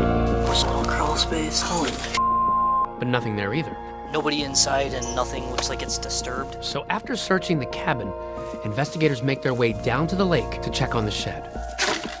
There's all these outbuildings, boathouses and sheds, and all these little tiny buildings that could offer places for people to be. My thought was that Krista was being held in one of those. That's what I thought. Was there any concern that they might have been held captive in a place like this or been held against their will? With the padlocks on the outside, it is something that we definitely considered. They break the padlock on the boathouse, but Bart and Krista are nowhere to be found. I don't know a ton of details about everything that's gone on. You're filming Mitchell. What are you hearing from him at this point? Mitchell seemed concerned, and I feel as we went further into the search and we weren't finding any signs of Bart and Krista, his concern became more and more greater as the search of the property continued. He said his brother texted him that they did make it safely. Out of like reading back through stuff, they just said we're going up north. So at this point, for you, this is a mystery, right? This is definitely a mystery. We don't know who Bart and Krista are believed to be with. There are no signs of Bart and Krista being at this property. Do you know, did they have any friends, like they might have gone to their cabin in the area? I have to assume they came up to someone else's cabin, but I don't know who. Really nowhere for us to even suggest looking next at this point. We didn't have anywhere to go. We didn't have a name. We didn't have a vehicle. We didn't have a location. Truly looking for a needle in a 900 square mile haystack. And then the question is, okay, if they're not at the cabin, where are they? There were no bodies, there was no anything. So we didn't know what happened, but of course your mind goes to, did the worst happen? Are Bart and Krista still alive?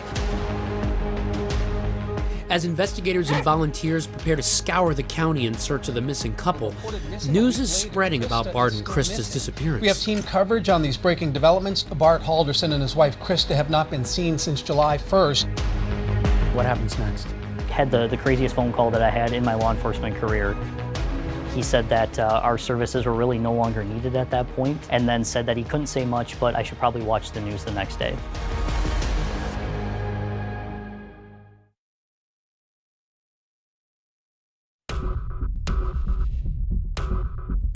Authorities are still searching for a Windsor couple who have not been seen in days. My wife is pretty shook up too. I mean, they're a very nice couple, very nice family. It's been a week since Bart and Krista Halderson were last seen. And while Mitchell Halderson is up at the family cabin searching for his parents, his younger brother Chandler is back home in Windsor, canvassing the neighborhood. He's seen on the neighbor's home security camera footage obtained by investigators. What are you seeing on the home security footage later? Chandler was going around to neighbors. You would see that they had Ring cameras or some type of security cameras on the outside of their homes. So he was going in and asking them, if they had reviewed the video footage. Remember, one of those neighbors' home security cameras captured this mysterious white van, but it led investigators to a dead end. And yet, Chandler presses on. Chandler is recorded on one Ring camera asking a neighbor about their security system. And anyone would have like security cameras and stuff like that. We do. He's going from neighbor to neighbor asking them, hey, this camera, I see it. Does it point at the road? Does it see our driveway? What does this see? Take care of things. Bye. Chandler approaches another neighbor's house and waves to the camera. My name is Chandler Halderson. I live just down the road. Oh, yes. And there's one house where they have more of a professional surveillance system on the home. So he speaks to the woman there. If you were able to capture the road or my house. They discuss camera angles and whether their camera has night vision. He discovers that one is a wide-angled camera. He looks to see what part of the street that would cover. Yeah, did it capture anything on? We don't know. You can see he's really sleuthing, trying to uncover whatever evidence these neighbors may have. He was asking questions such as, can you see the road? Can you see vehicles drive by? He's out trying to figure out if anything was seen on the outside of his home at that point, from when his parents went missing. He asks, could there be any footage of my parents being driven away early in the morning on the 2nd? Do you have any footage? It would be maybe helpful to the investigation to see what kind of car picked them up, of course. One household actually told him that police had already collected the video. The police actually came and downloaded everything they have. So they were here, I think till like 9 o'clock last night and downloaded all the video she's got. Chandler walks up to yet another neighbor's house and rings their bell. The neighbor, a retired detective with the Madison Police Department, tells Chandler to meet him in the garage so that they can talk. Hey, I'll meet you in the garage, okay? The neighbor says he had a gut feeling that he should record the conversation, which he would later turn over to police. Sorry about what's going on. What it is, but I was wondering if your door camera You picks do up have the it right road. now. Does it pick up the road? Yes, some it does. Would you have any notifications from Friday morning, early, before 6:15? We can check. That's not a problem. Chandler's quest doesn't end there.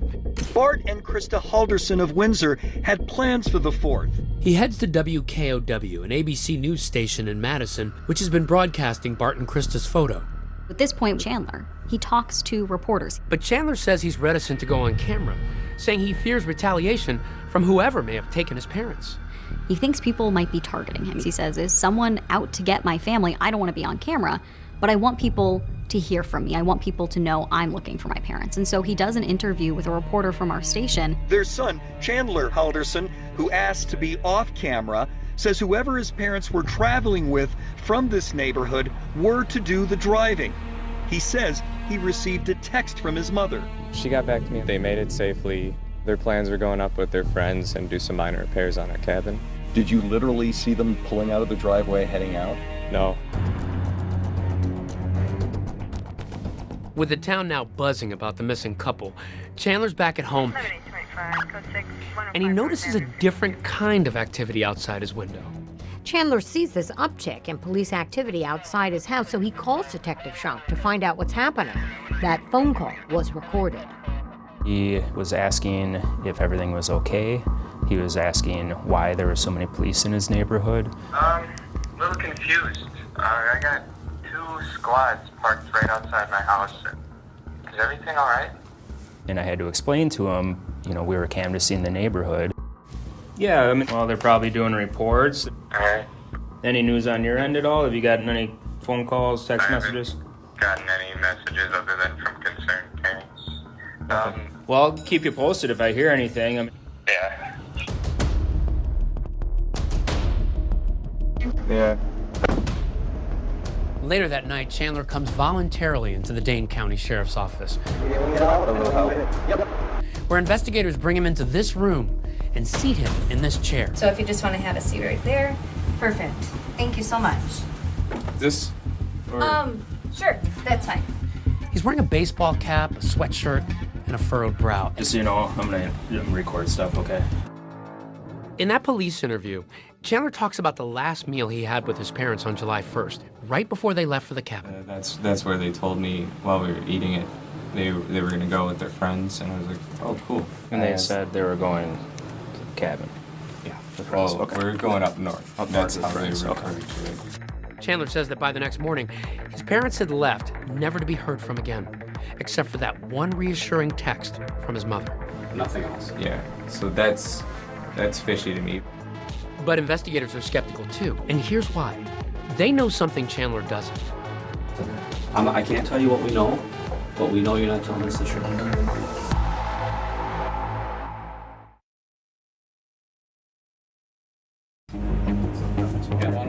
Investigators have asked Chandler Halderson to come in for an interview, and they've also asked for his girlfriend, Kat Melender, to come in as well. Both agree to come in voluntarily, and they're in separate rooms while police act on a new tip that's come to their attention. A farmer in Cottage Grove, a town about 20 miles away from the Halderson home in Windsor, reports a suspicious sighting earlier in the week. That's when they find something that really changes this entire investigation. One of the residents at the farm said that Chandler had come over to the house on July 5th with a vehicle and backed it up against some wooded property and saw him walking from the wooded area and found that to be unusual. You start searching the farm. You notice something overhead. What was that? One of the detectives noticed what he believed to be turkey vultures flying around over the wooded portion. What is a turkey vulture? Turkey vultures are large birds that feed off typically dead animals. They're scavengers. What does that trigger in your mind? He said that from his past professional experience, it kind of indicates that, there's something dead in the area. And was this in the area or a similar area where Chandler's car had been parked? Yes. So the detective ended up walking the path that he believed that Chandler was on. They start to look a little bit closer. They go into the woods and then they see a pile that doesn't look normal. There, amidst the matted grass, investigators discover what appears to be the torso of an unidentified male body. It was determined that the individual was shot, dismembered after they were killed. Hidden inside an oil drum near the body, investigators find a pair of scissors, a saw blade, and bolt cutters. But even with this grisly discovery, investigators will have to wait for the medical examiner to confirm that it is indeed Bart Halderson. I mean, things at that point really changed for everybody in the case. So right there, at that moment, this goes from a missing persons case to a homicide. Yes. But here's what else has investigators intrigued. That farm has a link to someone very close to the Haldersons. So the farm in Cottage Grove, it's Chandler's girlfriend's family. They're there over 4th of July weekend. They're celebrating.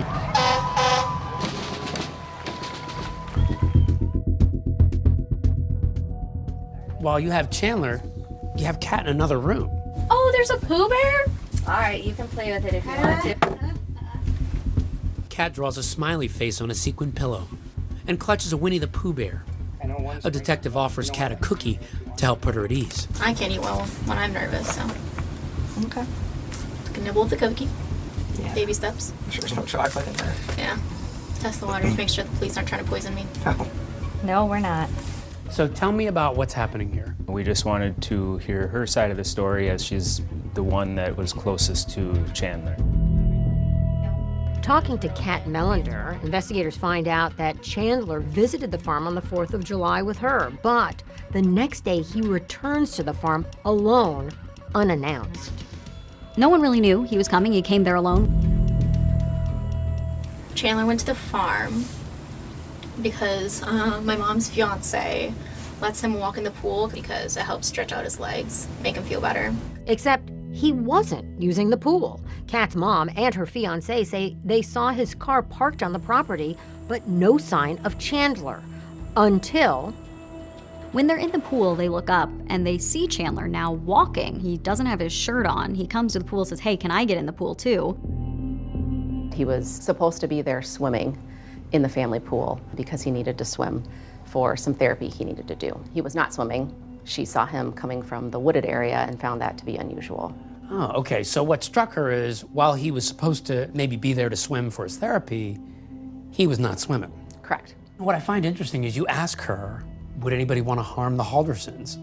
And any friends or relatives that they've been having problems with that you can think of? No?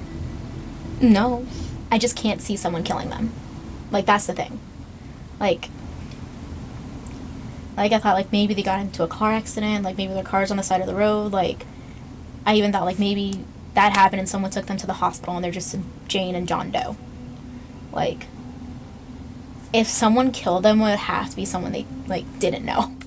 She seems generally like, are you kidding me? No, not them. What do you make of that? What do you make of her response to whether or not somebody would want to harm them? I think that she's telling an accurate story there, talking to friends and family members. No one would want to hurt the Haldersons. Did you get the sense that she thought that Chandler had anything to do with this?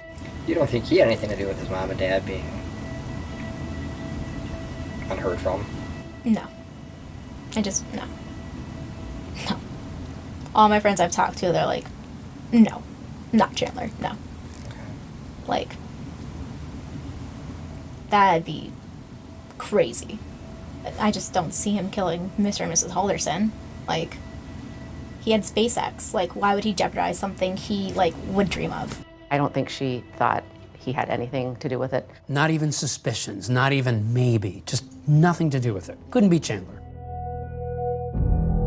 Now remember, detectives in that interview room haven't told Chandler about any of these discoveries they've made. But that's about to change. How does him not knowing about that human torso affect the way you interview him, the way you talk to him? Hey Chandler, how are you doing? So the way we wanted to interview him initially was to have him lay out the story of what he was telling us from the first night. So I think it's time we start talking about what happened to your parents, like the truthful version. So at that point, after we let him tell his entire story, we confront him and say that we know more than what he believes. We told him to come clean, basically not using those words, and we told him to tell us the truth. Listen to me. This is the only chance you're gonna have to tell us the truth. Okay? That's when investigators lower the boom on Chandler. This is your chance to tell us why. Okay? I'm not BSing you. Okay? So can we do that? Now, it's time for the really hard questions. There's still another half of this couple that's missing. If this turns out to be Bart's body, where is Krista Halderson? So your mind starts thinking, well, what about Krista? You know, where's she? What happened to her? No one's seen Krista, no one knows where Krista is, but they also haven't found a body. So the question is Krista still alive? If she is, where is she? And this all leads some to be asking, is Chandler covering up for his mom? Could she have had something to do with Bart's disappearance?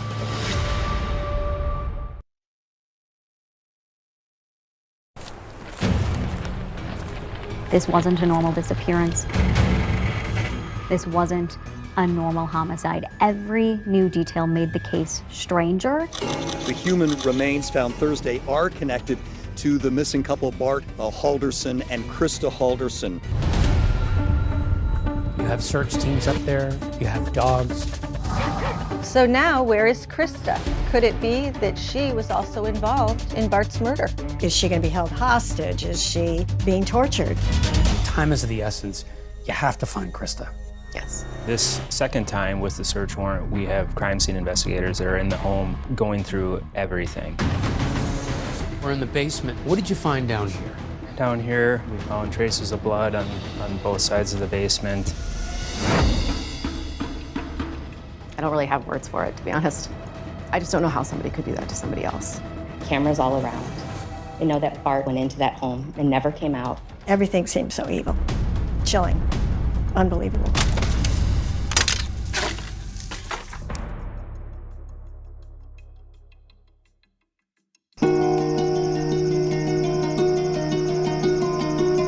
It's July 8th in Madison, Wisconsin.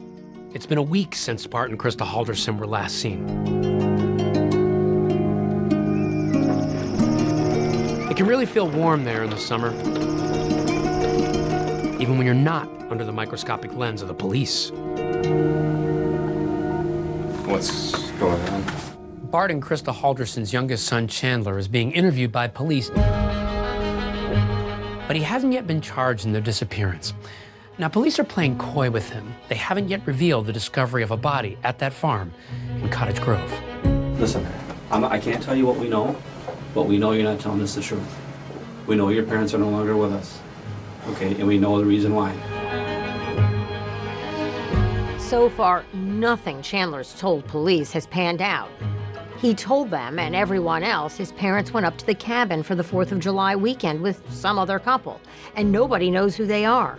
A search of the cabin clearly showed no one recently had been there. You need to tell the truth about what happened and just tell us why it happened. Okay? If something happened, if you were defending yourself, or if you just got fed up with stuff, you need to tell us the truth, okay? This is your chance to tell us why. Okay? I'm not BSing you. Okay? So can we do that? Okay, they're okay. Lawyer. I'm sorry. Say it again, Chandler. Lawyer. Okay. Chandler asking for a lawyer effectively ends the interview on the spot. Tell me what you're taking from all this as trained investigators who have to question people like this. The first thing that really stood out in my mind is when Detective Hendrickson told Chandler that his parents are no longer with us. We know your parents are no longer with us, okay, and we know the reason why. There wasn't the huge shock reaction that I believe most people would display. At this point, Chandler's not charged with murder, but he is charged with something else. Tell me about that. Yeah, Chandler was charged with providing false information in a missing persons case. He was telling us that his parents had gone to a cabin up north, when in all reality we found that his parents didn't go anywhere at all. Their son Chandler was arrested Thursday for allegedly providing false information to investigators.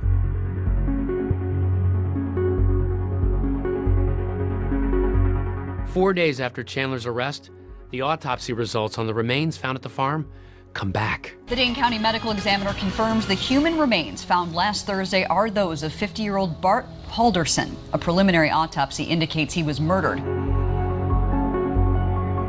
It was determined that the individual was shot, dismembered after they were killed, and was positively identified as Bart Halderson. Okay, so what did you think when you got those results back? It confirmed our suspicions of who it was, but now we had more evidence that we could charge Chandler with the homicide.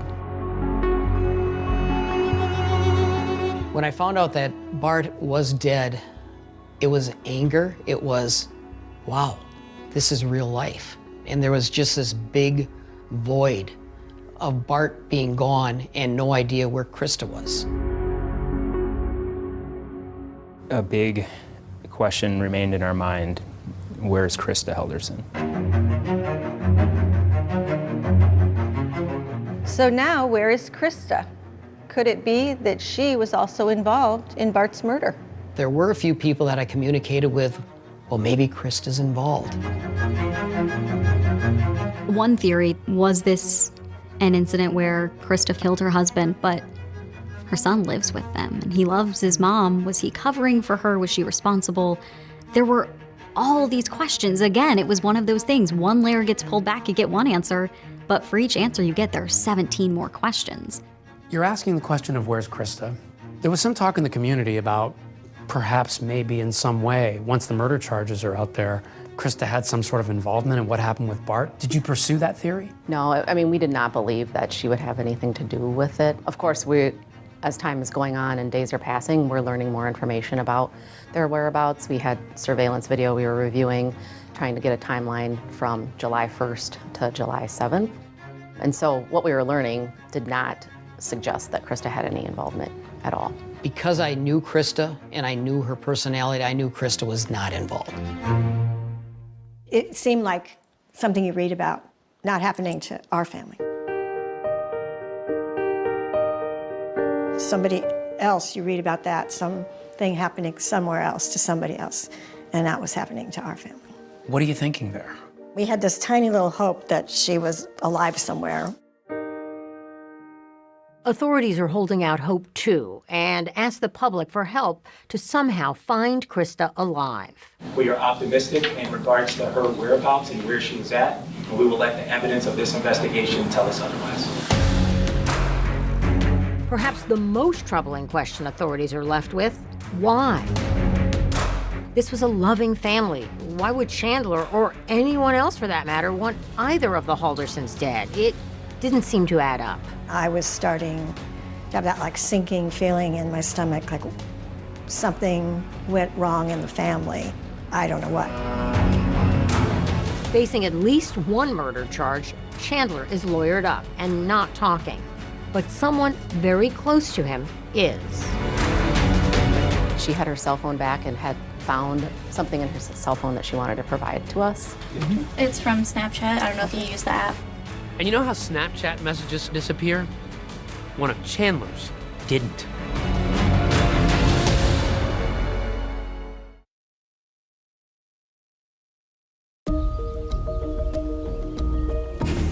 The man accused of killing his father is now being held in jail on a tentative charge of first-degree intentional homicide, hiding a corpse, and mutilating a corpse.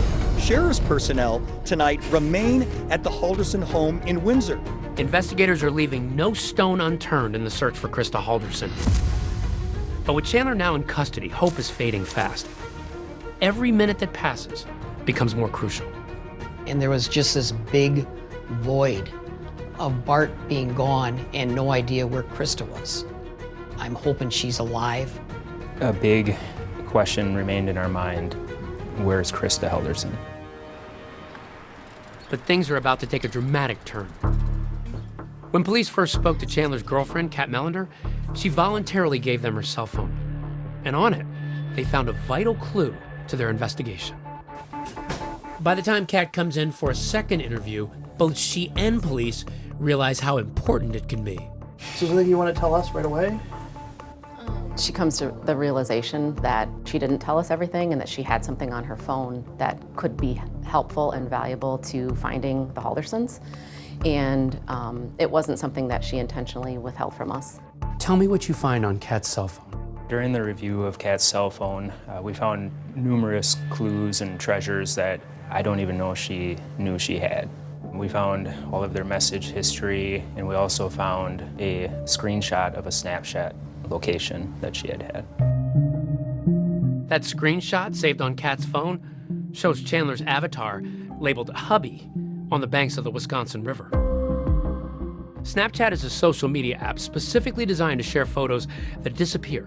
Once you open a message, you only have a few seconds to take a screenshot before that picture is gone for good. In 2017, Snapchat added the feature Snap Map, which also lets you share your location with friends in real time. And why did she have him on Snapchat in the first place? They had a time in their relationship where he had cheated on her. She had his location services on for Snapchat. It was an agreement they had. She wanted to be able to know his whereabouts.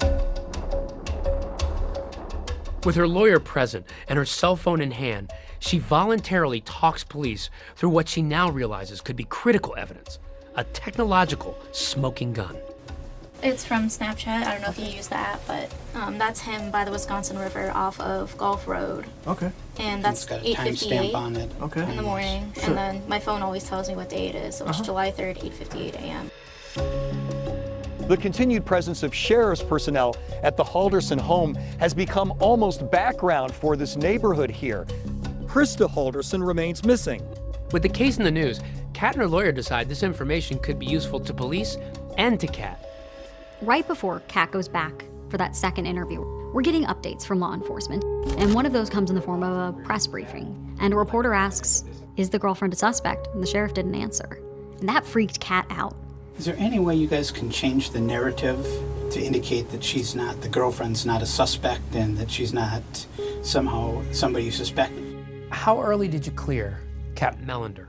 Pretty early on, once we started looking at her phone and finding out other information about Chandler. But there were, different investigators in the command post that had different theories. Was she in the circle? Was she out of the circle? And we just had to do our job and let the evidence lead us to the conclusion, and she was not involved whatsoever. Law enforcement was very clear. They don't think Kat had anything to do with these murders. Why do you think she was so eager to offer all this information? I think because she wanted to clear herself. Why did she do a screenshot of a Snap Map on Chandler at that time? She had left Chandler's house that morning on Saturday, and he was supposed to go to do some chores. And then she later looked at his location and saw that he was up by the Wisconsin River. She goes, this is where he was, middle of the morning on Saturday, after his parents went missing. He told me he was gonna be doing chores at his house, and then he wasn't answering, and I checked Snapchat, and he's in this random area right along a river. She didn't know why he was there, so she started questioning him about his location and what he was doing there. I was like, hey, where you at? Where you at? Like, you're not responding to me on Snapchat. And we ended up calling, and he just said he was in a dead zone. Kat knows this area. It's a swimming hole. She's been with Chandler. They'd been that summer. Have you been to that spot? Do you know? I don't know if it's that specific spot, but we used to swim on the Wisconsin River. Okay. And it's one of the spots we would just go to. And I've only been there maybe 3 times. Okay. But he's gone swimming there a couple times. Okay. In fact, other friends told police that was Chandler's favorite swimming spot. A year earlier, an ex-girlfriend receives this picture, which she gave to police, of Chandler in that area, posing with a tree and a knife in his hand. This case really highlighted how social media tracks everything. And that became so crucial in this case. But as enlightening as this Snapchat evidence is, a treasure trove of text messages between Kat and Chandler is even more intriguing. Investigators zero in on a couple of erratic texts from Chandler the morning Bart and Krista vanish, which sound ominous. I don't know. Stuff hasn't really been going well for me lately, so I'm trying to plan for the next thing to expletive me over. Yeah, I just had a great future plan, and it's falling apart. Kat replies, no, it's not. You're going to be okay. With suspicions of Chandler now high as ever, investigators obtain a search warrant and go back to the Halderson home. They go back to the nexus of this case, the Haldersons' home in Windsor. Investigators start walking through, and they find a lot in that house, a lot that tells us what happened.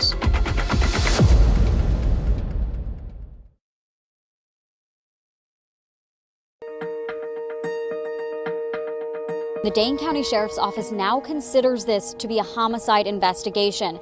That's because they found the remains of Bart Halderson late last week in a rural area of the town of Cottage Grove. On July 11th, a judge authorizes a search warrant of the Halderson home in Windsor. It's where they were living with Chandler. It was the last place we know Bart and Krista were. So investigators start walking through. Investigators are familiar with the home as they'd been there just a few days earlier. To step back a little bit, this isn't the first time you've been to the house, right? Right. Okay, so what did you do the first time when you were in the house? What did you find? When we were in the house the first night on July 7th, Chandler did walk us around after we interviewed him and showed us what he wanted us to see around the home. As the investigators entered the den on that initial search, they noticed the fireplace looked not quite right. It has a glass front, 4 glass panels, or there's supposed to be 4, but one of them is missing. There was a glass panel that was broken out in the fireplace, and he had disclosed that to deputies and to us the first night we were in there, and explained it that he was playing ball with one of the dogs, and the dogs broke the glass fireplace. And so that was his story. Dog broke a panel, there was broken glass everywhere, I was cleaning it up, I cut my foot, I got some blood everywhere. Chandler's saying there's broken glass and there was a lot of blood, but it's not related at all to this case. It was my dog's.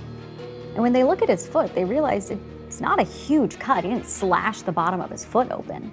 It looks kind of more like a pinprick. Not necessarily something that seems like it would come from glass being all over the floor. They found his blood, but did that line up with what he said about cutting his foot? And that's why that blood was there? Or was it that you might have gotten a sense that it was something different? It could mean that Chandler had cut his toe near the fireplace, but it wouldn't explain why Bart and Krista's blood would be in the same area. And on that second search of the home, luminol testing would reveal traces of blood belonging to Bart and Krista Halderson in the living room, leading investigators to believe they've both been murdered. But as they continue their search, they find more ominous evidence. During the search warrant, we did find 2 cell phones and Bart and Krista's driver's licenses wrapped in tinfoil in a shoe in the garage. What does that tell you? That told us that Bart and Krista didn't go anywhere. And how does that poke holes in what Chandler told you? Chandler had told us that he was messaging back and forth with his mother, Krista, on Sunday, and that Krista was messaging him that they made it, and that they were going to be watching the fireworks in the parade. We found that that was not true. How could she be texting him if her phone is sitting right there wrapped up in aluminum foil? Yes. The phone proved that Bart and Krista never left their house. They never went to the cabin. The only other person who was home was Chandler. Do you have any sense of why they were wrapped in aluminum foil? I think Chandler thought that would protect them from cell phone towers. Detectives also did an extensive search of Chandler Halderson's bedroom, resembling something like an armory. So in Chandler's bedroom, we actually located a case of approximately 480 SKS rifle rounds. So we're in the basement now. What did you find down here? Down here, we found traces of blood on both sides of the basement. We had the shell casing that we had located over here. There was some other blood evidence on different items down here. Okay, so you have the blood, the shell casing. Did this tell you, along with the other evidence, where Bart and Krista were killed? It did, yeah. They were killed down here. So you had the shell casings, you had the ammo, but you didn't have the murder weapon. Where was that recovered? The rifle was recovered at the farm in Cottage Grove. The weapon was found hidden in a barn on the farm's property. No one had any idea it was there. Chandler really liked first-person shooter video games. And in those games, you can choose what weapon you use. And he liked to try a variety, he wasn't a single gun type person, but he liked the SKS rifle in those video games. He used it a lot. Now you have a link between the shell casings and the ammo and this gun at the farm. Yes. The picture that we were seeing at that point is that Chandler had murdered Bart and Krista Halderson in the home and went through extensive work to dispose of their bodies. What was the reason for it? All in all, they were a loving family from what we were told by everybody. Those questions, prosecutors promise, are about to be answered. The lawyers will now make opening statements.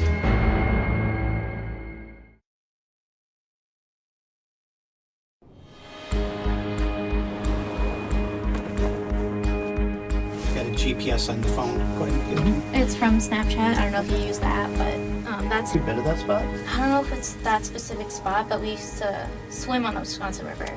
Investigators already have the snap map from Chandler Halderson's girlfriend, placing him at the Wisconsin River. But it's a second tip of a random sighting that piques their interest. We had sent a detective up to the Wisconsin River area. One of the neighbors happened to come over to that detective and tell him that she had seen a strange or suspect male in that area the week prior. We arranged for a larger team of detectives to go up to the area, and we wanted to do a land search of that property. They go where Chandler was. It's a dense, vegetative area, wild state land, in between, a road and the river. You have search teams up there, you have dogs. What's going through your mind? We were hopeful that we would find something. Time is of the essence. You have to find Krista. Yes. As they're walking around, some of the people searching start to smell something. And then they walk a little bit further and they see something. What did you find at that location? In close proximity to each other, there were dismembered body parts. The Dane County Medical Examiner's Office, working in partnership with the Wisconsin State Crime Lab, has confirmed the DNA obtained from part of the dismembered human remains as matching 53-year-old Krista Halderson. I was just angered. I was shocked, felt sick to my stomach. I mean, these are honest to goodness friends. It's just so graphic. I don't really have words for it, to be honest. I see you thinking about it, and it almost brings about some emotion in you. For sure. I just don't know how somebody could do that to somebody else, especially if it's their parents, right? We go to homicides all the time. We go to murders all the time. And a lot of that stuff is in the heat of the moment. This is just a whole nother level of emotion. The location where Krista's remains are found seems familiar to at least one detective. And then it clicks when he sees a unique tree trunk, the same one in that photograph given to police by Chandler's ex, showing Chandler near his favorite swimming spot. Chandler Halderson is now officially charged in the death of both of his parents. Chandler Halderson pleads not guilty to all the charges. And just a couple of months later, prosecutors set out to answer those questions as Chandler goes to trial. Thanks, you can be seated, everybody. Thank you. Good morning. The city of Madison, Wisconsin rings in the new year with confetti, cocktails, and a double murder trial. Prosecutors set out to prove Chandler killed Bart and Krista Halderson. And a big part of their strategy is to prove their theory as to why. Juries always want to understand why someone would commit a murder. Why would you kill your parents? And if prosecutors don't explain it, it's kind of a hole in their case. The lawyers will now make opening statements. Attorney Brown. Thank you. Chandler Halderson murdered his parents, dismembered their bodies, and hid them around southern Wisconsin. How does this happen? How does this kid, with everything in the world going for him, promising new jobs, school, a girlfriend that loves him, willing to move across the country for him, how does this happen? The jury hears about Chandler Halderson's IT degree, studies in renewable energy, a dream job at SpaceX, and a new life with his girlfriend in Florida. He was about to embark on a career that people in the IT field could only dream of. But they also hear about what prosecutors say was a concoction, a total fabrication of the events leading up to Bart and Krista's disappearance. He gives this bizarre story of his parents leaving in an unknown car, going to a cabin with an unknown couple, with an unknown amount of money, for really an unknown reason. Attorney Dorrell. Thank you. The defense should be demonstrating why they say there's reasonable doubt in this case. Why maybe he didn't do it. Chandler Halderson did not murder his parents. He is not guilty of those crimes. And he lived peacefully in his parents' home. He was just a normal kid. The defense comes out at the beginning, opening statements, and admits their client is a liar. Chandler Halderson is a liar. But they say that doesn't make him a killer. When someone is on trial for the most serious crime possible, and every little thing they do, every little lie they might have told is blown up and thrown against someone. That's when proof beyond a reasonable doubt matters. And that's actually an excellent strategy because you want to let the jury know from the beginning all of the bad facts about your case.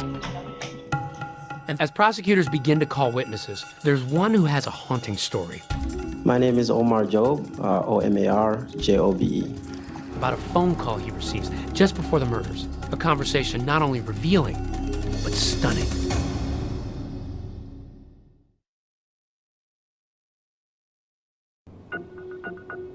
The trial continues for Chandler Halderson, who's accused of killing and dismembering his parents Bart and Krista Halderson. Chandler Halderson is on trial for the murder of both his parents. And from jump, prosecutors promised the jury they'd hear the reason why. And in their opening statements, prosecutors told the jury it all started because that promising future Chandler supposedly had was a mirage. Called to the witness stand, Omar Job, a Madison College enrollment officer, who says his phone rang on June 29th. It's a call, he says, he won't soon forget. Was that call recorded? Yes. Okay, what's your first name? Chandler, C-H-A-N-D-L-E-R. Last name is H-A-L-D as in David, E-R-S-O-N. It's a normal phone call that we receive every day. This person was trying to request a transcript. Trying to get an appointment scheduled to meet with somebody to mainly just get a copy of the transcript. On this call, Job is hearing a complaint from Chandler that for months now, he hasn't received his college transcripts. Okay, so it looks like you owe a balance. So that's why you can't request it. Hello? The jury listens as Omar Job then tries to confirm what classes Chandler is taking. You were taking IT classes, right? I don't see that you were in a program. But prior to the IT, there was a solar program too. Yeah, but I don't see that. The IT degree is in there, right? No, those are just classes. I found that Chandler was taking classes at Madison College for a couple of semesters, and then he stopped. But here's the thing about that phone call. It's not at all what it appears to be. At that time, it didn't register in my mind. On the other line, it is a Halderson, but it's not Chandler. It's actually Bart Halderson pretending to be his son. Prosecutors play it during trial. The jury got to hear what Bart sounded like as he figured out his son was lying to him. Bart has been trying unsuccessfully for months to get the transcripts from Chandler, and he was beginning to get suspicious. According to prosecutors, the phone call was a ruse by Bart to see if his son was actually enrolled in college, and it turns out he wasn't. He failed out. Prosecutors also allege that Chandler had set up fake email accounts in an attempt to deceive his father about why his transcripts weren't coming. Chandler was looping Bart in on some of these emails with Madison College, just trying to show Bart that this is why I'm not getting my transcripts. But the problem is, according to detectives, they're fake too. He asked me 2 people's names that walk-in advising because they were trying to set up something with them. Do you have an Alyssa Brandt that works in that area or anywhere in the campus? You said the first name is Alyssa? Alyssa? Yeah, Alyssa? No, there's no Alyssa. Does Daniel Spice still work there? No. Chandler had made up fake emails with fake school employees to email back and forth about the transcript issue. Can I ask you, what is the end part of every employee's email who works for Madison College? MadisonCollege.edu. No one uses a Gmail account as their official Madison College email? No. But college wasn't the only alleged deception Chandler carried out. Prosecutors call in witnesses who reveal things like that internship at American Family Insurance, I found no record of that person working for American Family. the job at Elon Musk's SpaceX. Were there ever any emails regarding a job application or employments with SpaceX? No. Prosecutors argue that essentially everything he supposedly had going for him, none of it was real.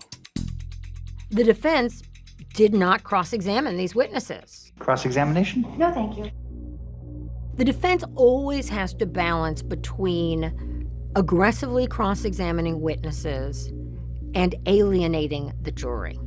So the insurance company internship, the SpaceX opportunity, the going to school, all a lie. All lies. Yeah.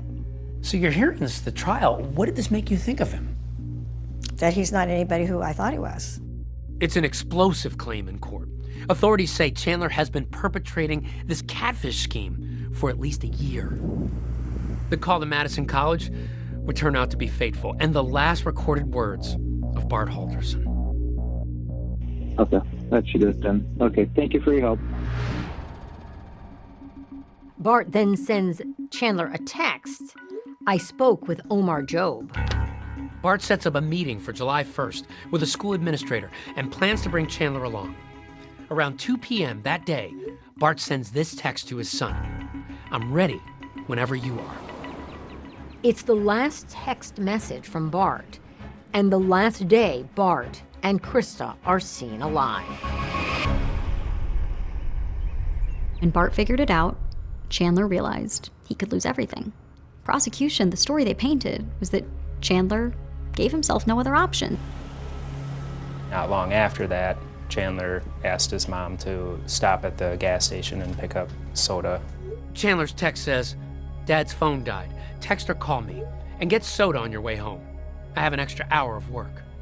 Krista replies, Kay, I can, smiley face. That would be the last text from Krista Halderson. As if the alleged motive wasn't already shocking enough, there was Chandler's whole history of a debilitating head injury, which prosecutors say was also untrue. Late June, early July 2021, Chandler had just fallen down the stairs. He had this injury that he said could cause lifelong side effects. By all accounts, the fall stopped Chandler's life.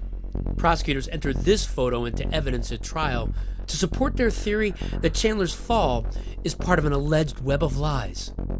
Prosecution calls the ER doctor to dispel that myth. I'm an emergency physician at the University of Wisconsin Hospital and Clinics. What, in this case, did you diagnose Mr. Halderson with? I believe he was diagnosed as having a mild concussion. The patient had some residual neck pain, so he was given a collar to go home with for support. The defense pushes back on the prosecution's claims, cross-examining the ER doctor about Chandler's injury. You did diagnose Chandler Halderson with a mild concussion, right? That's correct. You didn't give him a set number of days to wear the collar, is that right? I don't believe so, no. In that picture, on Father's Day of 2021, standing next to Bart, he's got the brace on. Because he did go to the ER. That Father's Day brunch photo, which is shown to the jury by prosecutors, is just weeks before the murder. But then there's surveillance video of Chandler the night of July 1st at a nearby Quick Trip carrying 2 bags of ice, 10-pound bags of ice. But prosecutors also point out, conspicuously missing on this Quick Trip surveillance video, Chandler's neck brace. And they claim it's the same story when he visits a local store. He's at Fleet Farm. Again, no neck brace. Just normal 23-year-old dude. walking into Fleet Farm to buy a tarp. And that tarp, prosecutors say, is part of what Chandler used to dispose of his parents' remains. The prosecution calls one last star witness, Chandler's ex-girlfriend, Kat Melander, who testifies about the impact of sharing the snap map discovery on her phone. Why was it important to you to cooperate at that time? Because I just believed his parents were missing. And I just want them to be found. And later, she recalls something else she noticed during the initial search for Bart and Krista. When you first go in the house that day, did you notice anything off? There was a smoky smell. That smoky smell, a neighbor's security camera, and a flickering light are about to reveal another dark secret inside the home. It turns out, prosecutors say, Chandler has one more big thing to hide.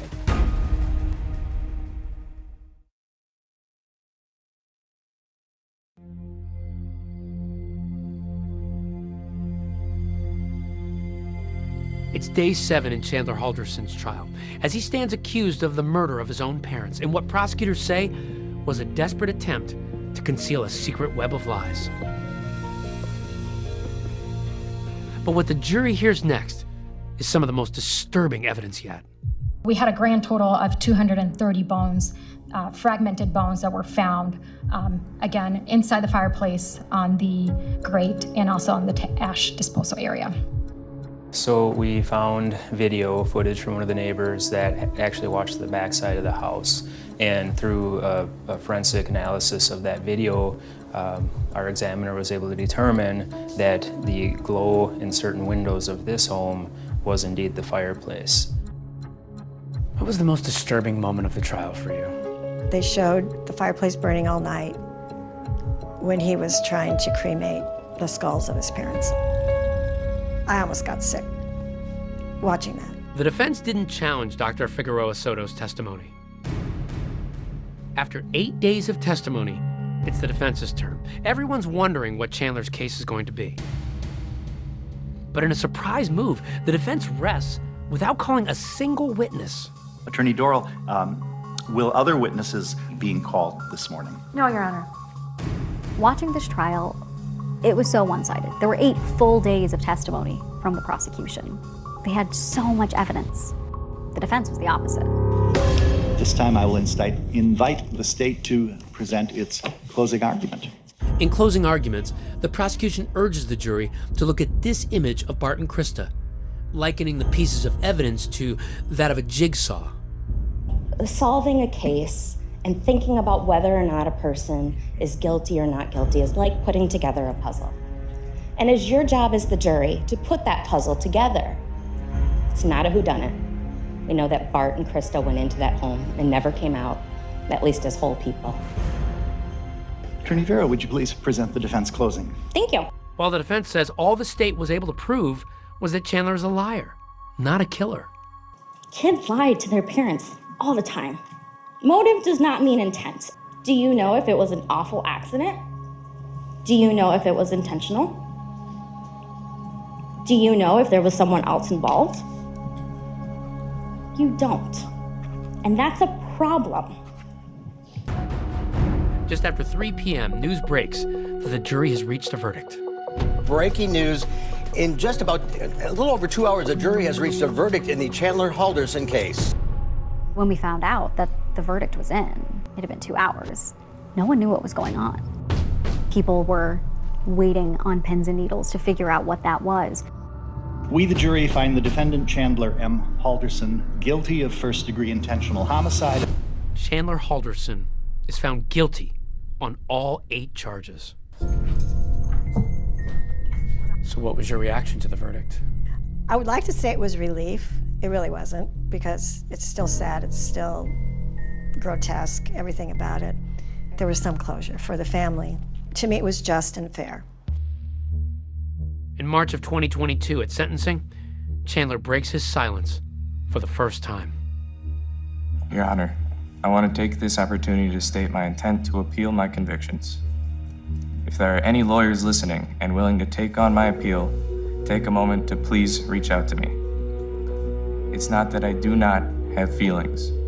It's that I was warned to not show them due to the scrutiny of this case. Thank you. No remorse, no empathy, no love to his parents. Chandler is sentenced to life in prison without the possibility of parole, still leaving his family and friends with far more questions than answers as to why he murdered his mother and father. The Haldersons and I were friends for about 25, 26 years. And there was never a cross word. They were just good people. If there are more Bart and Kristas in the world, it would be a better world.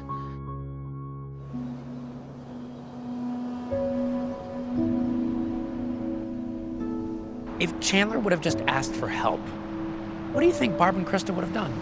They would have given everything and anything to help him. They would have been there. That's the kind of people they were.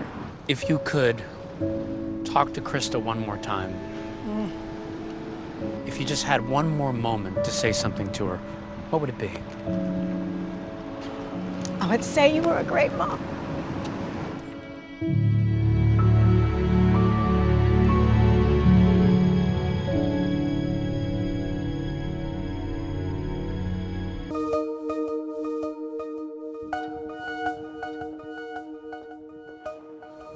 My name is Megan Sachs. I'm a criminologist at Fairleigh Dickinson University. In simplest terms, criminology is the scientific study of what causes crime and how the criminal justice system responds to crime. I've written about 25 true crime books over the years, and I think Melanie Maguire's is perhaps one of the most interesting ones and baffling. This is Melanie Maguire, arrested today minutes after dropping off her children at daycare. Melanie Maguire, a New Jersey nurse, was accused of killing her husband, cutting up his body and throwing it into the Chesapeake Bay. In 2007, what was being called the suitcase murder trial was generating an enormous amount of media attention, not just in New Jersey, but all across the country. 3 bizarre discoveries, 3 separate suitcases, all containing human remains. A woman who was on trial for her very life. She says the real truth behind the crime has never been revealed. With no history of violence and no apparent motive for murder, could she really have done it? She was this beautiful young nurse, and they were this seemingly normal middle-class couple, and the murder happened in such a grisly way. The idea that this beautiful nurse could have actually killed her husband and then cut him up is just incredible. Of course, there were the salacious aspects. Mrs. Maguire is a registered nurse, and prosecutors say she had an affair with a doctor. She didn't fit the profile, I guess, of a murderer. Over the years, students and colleagues of ours have come to me and said, you know, Melanie Maguire proclaims her innocence and would love to tell her story. I started thinking, oh, maybe there is a little more to this case than what you just see on the surface. And then the idea of a podcast came up, and I was all in. On direct appeal, we examined the murder conviction of Melanie Maguire following a highly publicized trial. Looking at the evidence that was presented and the evidence that may have seemed insignificant at the time, we form our own conclusion about Melanie's guilt. We here at ABC have our own history with the Melanie Maguire case. Back in 2007, ABC's Cynthia McFadden had the first on-camera interview with the mother of 2 on trial for murdering her husband. Who is the Melanie Maguire you hope the jury knows? The one who tried to take care of everybody, who didn't make the smartest decisions, but admitted to those mistakes to the people she trusted most, but did not admit what she's accused of. I have been incarcerated for 12 and a half, going on 13 years now. Do you still insist that you're innocent? Absolutely. You're sitting here a wrongfully convicted person. Correct. Absolutely. And what have those years been like? I tell people it's not as bad as you think in some ways, and it's so much worse than I could ever articulate in others. After all these years, I still feel hurt. I still feel bothered. I still feel like, how could somebody think that I did that? This whole saga begins on May 5th, 2004, with an odd discovery in Virginia Beach.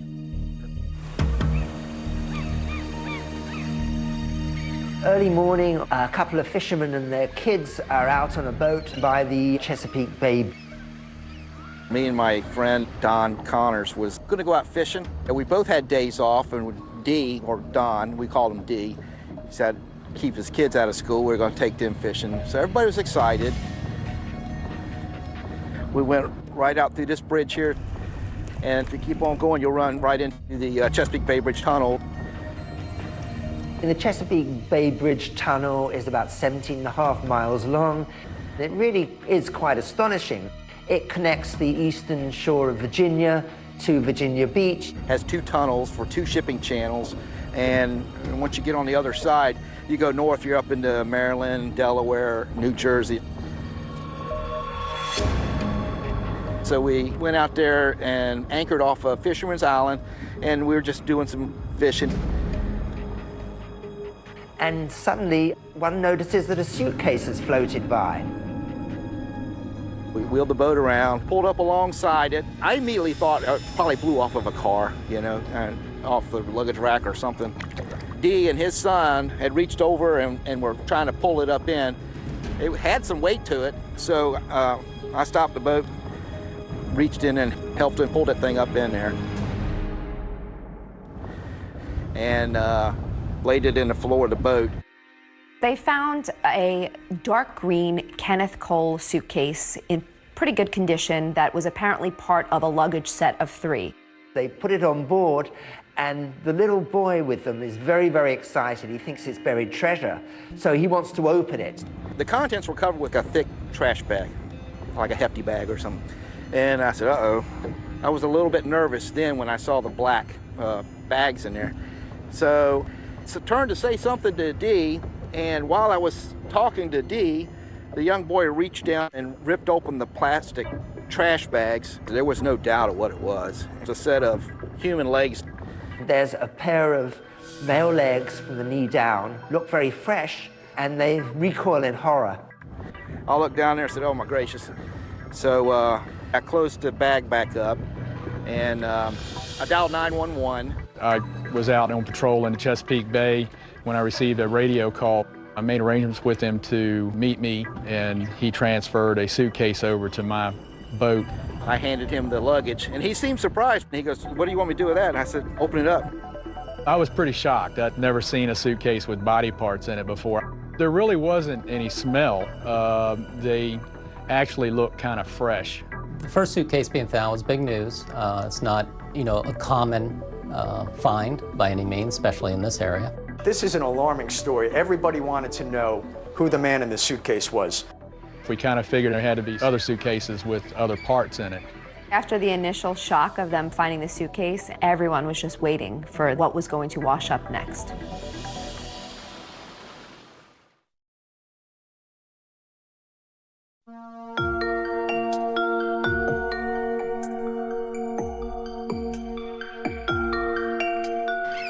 Chesapeake Bay area, there's a lot of boaters, there are bird watchers, there's Fisherman's Island, a nature sanctuary.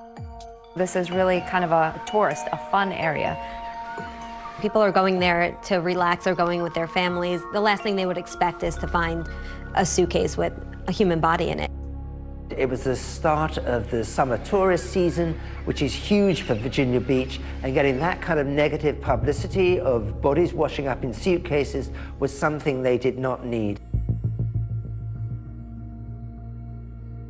6 days later, the student was on Fisherman's Island in the middle of the Chesapeake Bay, which is a nature preserve.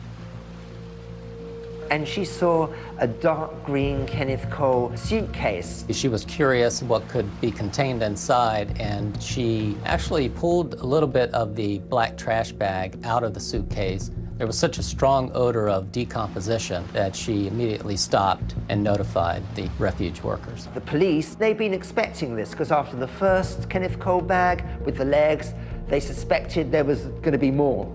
It was transported to the medical examiner's office in Norfolk, and that's where we actually viewed what the contents inside. Inside this suitcase would be the torso and the head of a male. The torso is still attached with the arms and the head. The head was wrapped in what looked like a medical blanket.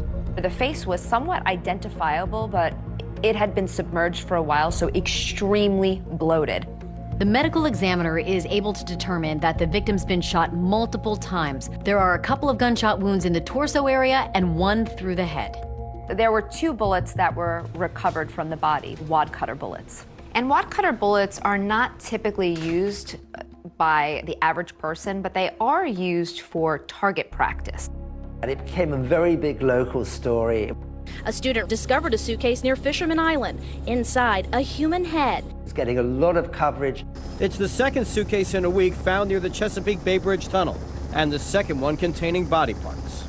And everybody was waiting for the rest of the body to turn up. Well, the third suitcase was found on May 16, 2004 in the water by a fisherman. He saw the suitcase floating in the water. This third suitcase that had been in the water the longest did have some growth on it from floating in the water for so long. This suitcase contained the pelvis, so from the waist down to above the knees. Authorities realize they have to figure out who it is. Anytime you find a known body, the first thing you're going to do is look into missing person cases to see if the profile matches anyone who's currently missing. Because of the naval bases in the area, they're checking military records. They're checking everything they can possibly think of to figure out who this person is. One of the policemen working on it came up with the idea of getting a sketch artist in. I immediately took photographs to our sketch artist, and she was able to do a sketch for us, and we eventually released it to the media. We're hoping maybe this will give us an edge and maybe identify him sooner. Right now, he's just John Doe. May the 21st, Sue sees the picture on TV of a sketch that they had done to find out who this person was. Sue had been getting out of the shower one morning. The television was on, and as she was getting out, toweling off, she looks at the TV. This is a sketch of the body that washed ashore near the Chesapeake Bay Bridge Tunnel this month. He belongs to somebody. I mean, he's got loved ones. She thinks, oh my God, that looks like Bill. Sue was pretty sure that it was Bill McGuire. This is John and Sue Rice, Bill McGuire's good friends. Bill and John had been friends since their early Navy days.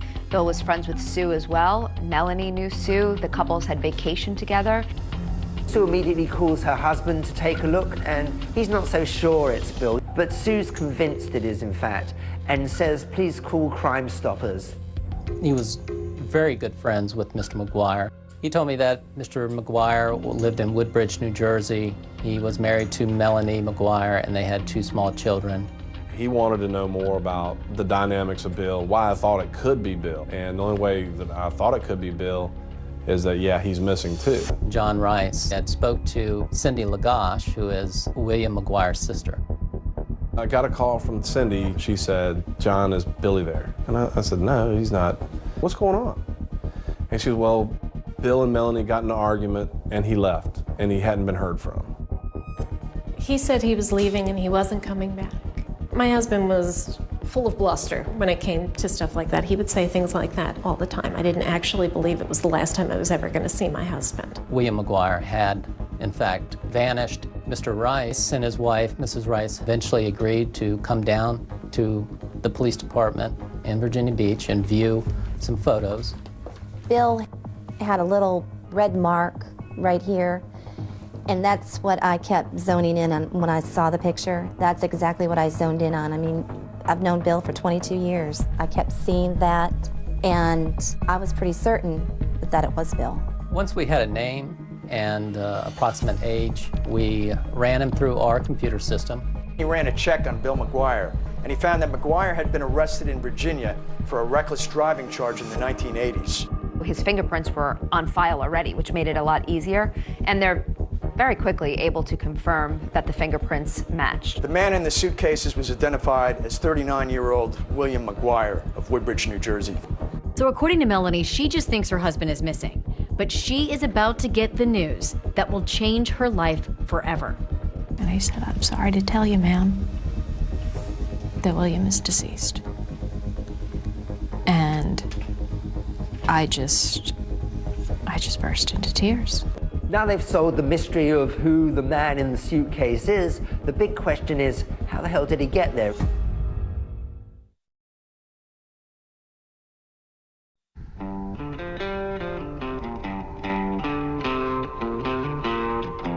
The Melanie McGuire story is centered around New Jersey. They lived in the working class part of New Jersey where The Sopranos took place, which was perhaps the hottest show at the time. You woke up this morning, got yourself a gun. Melanie is a Jersey girl, born and raised there. Her parents are Linda and Michael Caporero. She's a great, great daughter, mother, friend, full of life, fun-loving, a good girl, never in trouble, never in trouble. Always trying to help people. She's working in the restaurants in Jersey. She's a waitress, and she met Bill McGuire. He was also a server. Bill was known as the rude waiter because he would speed people up in a jocular way, but they loved it, and he would ask for the rude waiter. What was he like? Funny, clever. He had a big heart when he wanted to. He wanted all the right things. He was very, very loyal. He was a tremendous friend. When I first met Bill, I didn't know what to make of him because he was really a practical joker and whatnot, and I thought, well, this guy could probably get on somebody's nerves with all this. But he was so funny, he just kind of overcame whatever resistance you might have to him. Melanie was a fertility nurse when I met her. It's just so caring, so nurturing. She was working with women who were going through really tough times, trying to get pregnant. She was very compassionate, and her patients really loved her. What made you a good nurse? Type A personality.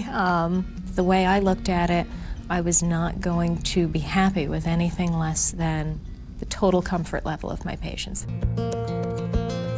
In 1998, Bill called John and I and told us that he wanted to bring Melanie down to meet us. Melanie, she's a really nice person to be around. Physically, she's beautiful. She's very smart. She had a lot of the same sense of humor that Bill had. When Bill was making jokes, Melanie would be right in there. He liked to razz people. She would razz him right back. He really was crazy about her. What was your relationship with Bill like in the beginning? In the beginning, it was the challenge, it was the chase. It was, we had a bit of a tempestuous relationship even before we got married. We would break up, get back together. Bill and Melanie dated for quite a while. They were crazy in love at first, but it quickly became tumultuous. There were infidelities, they'd go back and forth, they'd fight. I think they liked the drama of it. I think she thought she could make a difference in his life. I think she thought that she could maybe change him, make him happy. She truly did love him. You guys want some more champagne? Yeah. All right, let me go get a bottle. Because there's nothing in there, is there? They got married in 1999. It was probably one of the most extravagant weddings we've ever been to. Mr. and Mrs. William McGuire. Melanie, on her wedding day, looked absolutely gorgeous, angelic, just perfect. Both Bill and Melanie seemed like they couldn't have been happier. She was a little naughty. He was marrying a girl that he absolutely loved in a way that maybe he hadn't loved anybody before. Bill, did you put your hands up? This is the last time Bill's going to have the upper hand. Bill McGuire got a $65,000 a year job with the New Jersey Institute of Technology. Bill and Melanie settle into a rented townhouse in Woodbridge, New Jersey. Woodbridge is a sprawling, densely populated township on the suburban end of New Jersey's industrial flatlands. If you're going down I-95, you're taking exit 11 to get off to Woodbridge.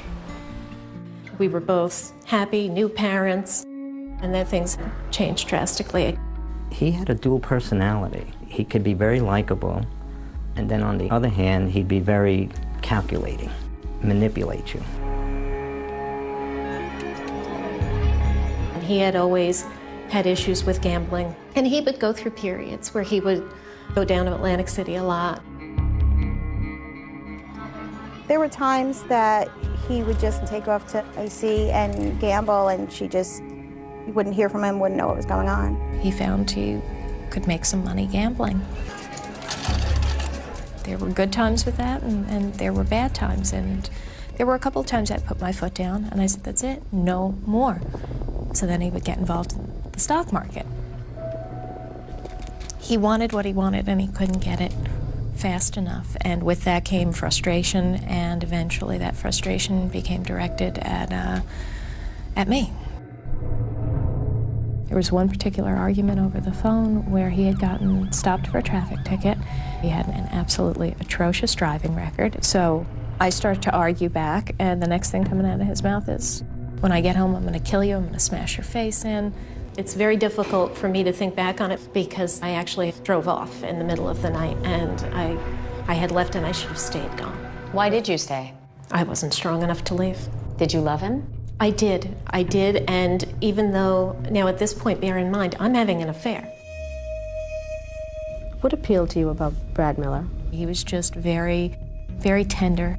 I really tried to fight it, but I couldn't fight it.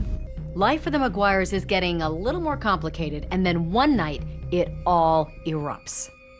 Bill was probably the most streetwise person I've ever known, and I can tell you he never saw it coming.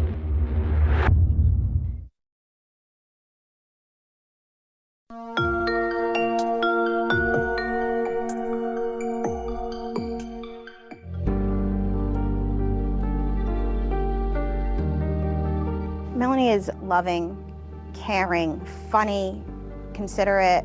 We just clicked right away, to the point that I asked her to be in my wedding when I got married. Love is always patient and kind. It is never jealous.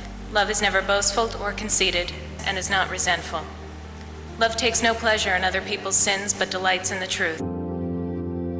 In June 2001, the McGuires were already married for a few years. And even though there was some friction in the marriage, Melanie McGuire decided to have another child. Little does her husband know just how ill-timed this pregnancy is. Not only is Melanie about to have their second child, she's also having an affair. Dr. Bradley Miller was a partner in RMA Associates, and Melanie was working as one of his nurses. He was so kind. I'd come back to my desk after a long meeting with a patient, and there'd be lunch sitting on my desk waiting for me. You know, there was always a little bit of flirtation, banter back and forth. Melanie was about 38 weeks pregnant, and things changed between her and Dr. Miller. I was about to go out on maternity leave, and I was sitting actually in his office at his desk. I just mentioned I have a pinched nerve in my neck, and he put his hands on my shoulders and started to rub my back. I really tried to fight it because this was not gonna be good. This was not gonna be good for anybody, but I couldn't fight it. After Melanie came back from maternity leave, she and Dr. Miller started a full-blown affair, and it seemed like they were falling in love with each other, although they were both married with young children. Shortly after my second son was born, that's when things began the final descent downhill, if you will.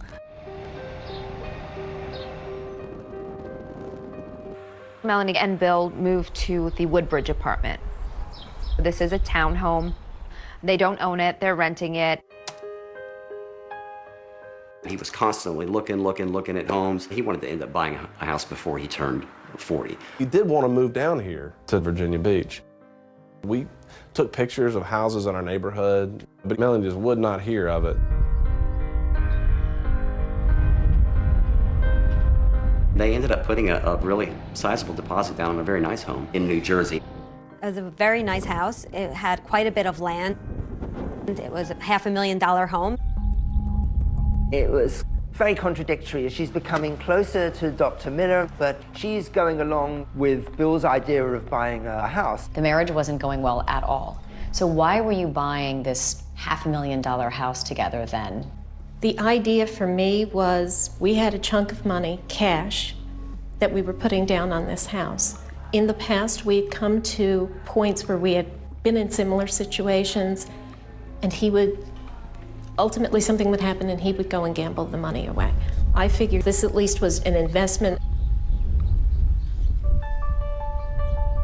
On April 28th, they're due to close on the house at 2 o'clock in the afternoon, and she's in constant touch with Dr. Miller, who's pleading with her not to buy the house. He wants to be with Melanie, and he sees a future life with her. And Melanie told him that, not to worry about it, it's gonna be okay, I'll take care of it. After they close on the house, they go back to their rented townhouse. Bill is so excited. He calls John Rice. John said that Bill had never been happier. The last person Melanie speaks to that night is Dr. Miller. She tells him, look, we've closed on the house. Bill's had some red wine. He's asleep on the couch, but when he wakes up, we're going to sort this out, and I'm going to tell him I want a divorce.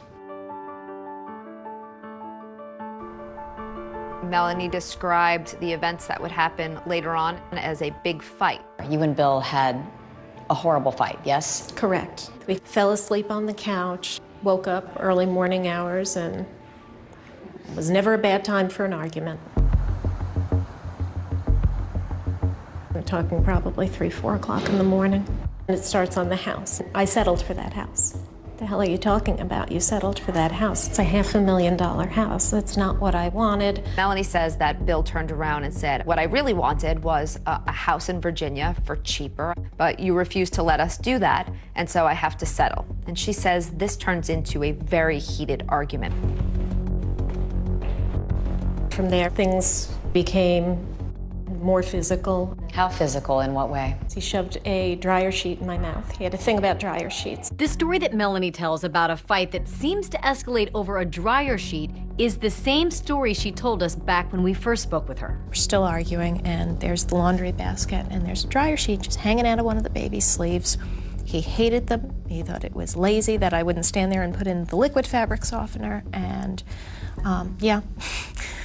And it went out of control. This was the type of mother I was, that I would leave this sheet in there for my baby to possibly choke on. Before I know it, I'm up against the wall, and the dryer sheet is being shoved into my throat. And then he just smacked me. In the face? Yeah, open hand, because he probably would have broken my cheek if it had been a closed fist. And I looked down, and there's my 2-year-old. I grabbed the baby and went to the bathroom right behind me and shut the door. I just wanted away from him at that point. He said he was leaving and he wasn't coming back, and I could tell my children why they didn't have a father. Did he say this to you through the bathroom door? Yeah, through the bathroom door the entire time. I imagine he was packing things and leaving. He was up and down the stairs a lot, but every trip back and forth berating me. What's the last thing you remember saying to him? Stop. Stop. Melanie said he'd driven off and she presumed he was in Atlantic City. He would have been back. He would have been back. I knew it. But this isn't just a few days that Bill McGuire is gone. We're talking weeks. What bothered me was that Melanie never reached out and said, hey, Bill's missing. She never reported her husband missing, and it's almost 30 days. The fact that we never heard anything from her was deeply suspicious to me. Love is always ready to excuse, to trust, to hope, and to endure whatever comes. Love does not come to an end. This is the word of the Lord.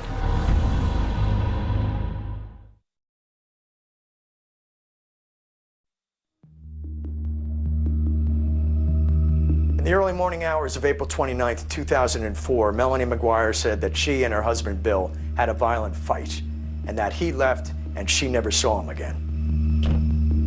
Melanie says the next day she got her kids up, she took them to daycare, and she started trying to figure out how she was going to move on with her life without Bill. And during this, the next day, the day after that, you didn't hear anything from him? No. Did you try calling him directly? No, because this is what used to happen when we fought. You know, I'd call, whether it was to tell him off or to try to apologize or what, we just end up getting back into it again. I'm done now. I'm done. She retains a divorce attorney, and at this point she does tell the divorce attorney that she has not seen her husband in a few days. And according to Melanie, the attorney advised her not to file a missing persons report. My heart broke for her. She didn't deserve, nobody deserved that. But I told her that, you know, she needed to think about herself right now. She needs to protect herself. I called a business associate of mine who was an attorney. She said, you need to get a restraining order. State your full name. Melanie Lynn McGuire. She had to go in front of a judge and give sworn statement about the incident that happened. Tell me what happened that brought you to court today for a temporary restraining order. My husband and I closed on our first house on Wednesday. That should be a positive thing, shouldn't it? Yeah, it should. He's been behaving really erratically. Ms. McGuire, you're safe here. Don't worry. Melanie explained to the judge how Bill had been violent with her. Did he hit you, ma'am? No, not until, well, I don't mean to sound like I had absolutely no part in this. I said some not nice things and slapped me. As part of the questions, Melanie was asked by the judge if she owned any firearms. Do you know if there's any weapons? Not to my knowledge. This is a sketch of the body that washed ashore near the Chesapeake Bay Bridge Tunnel this month. We're hoping maybe this will give us an edge and maybe identify him sooner. About a month goes by between the time that Bill disappears and when Sue Rice identifies Bill McGuire after seeing the sketch on local TV. The next thing police have to do is notify Melanie McGuire of the death of her husband. Melanie was asked to come down to the police station. The officer came out and he says, "Is your husband William McGuire?" And I said, "Yes." And he said, "I'm sorry to tell you, ma'am, that William is deceased." And I just burst into tears. But there's one thing she never asked. How was Bill McGuire murdered? They did not tell her how and the condition in which he was found. That would be one of the first questions that I would ask. The next step was that the Virginia police wanted to speak with Melanie. Melanie agrees, but she brings her divorce attorney with her and another criminal attorney in that practice.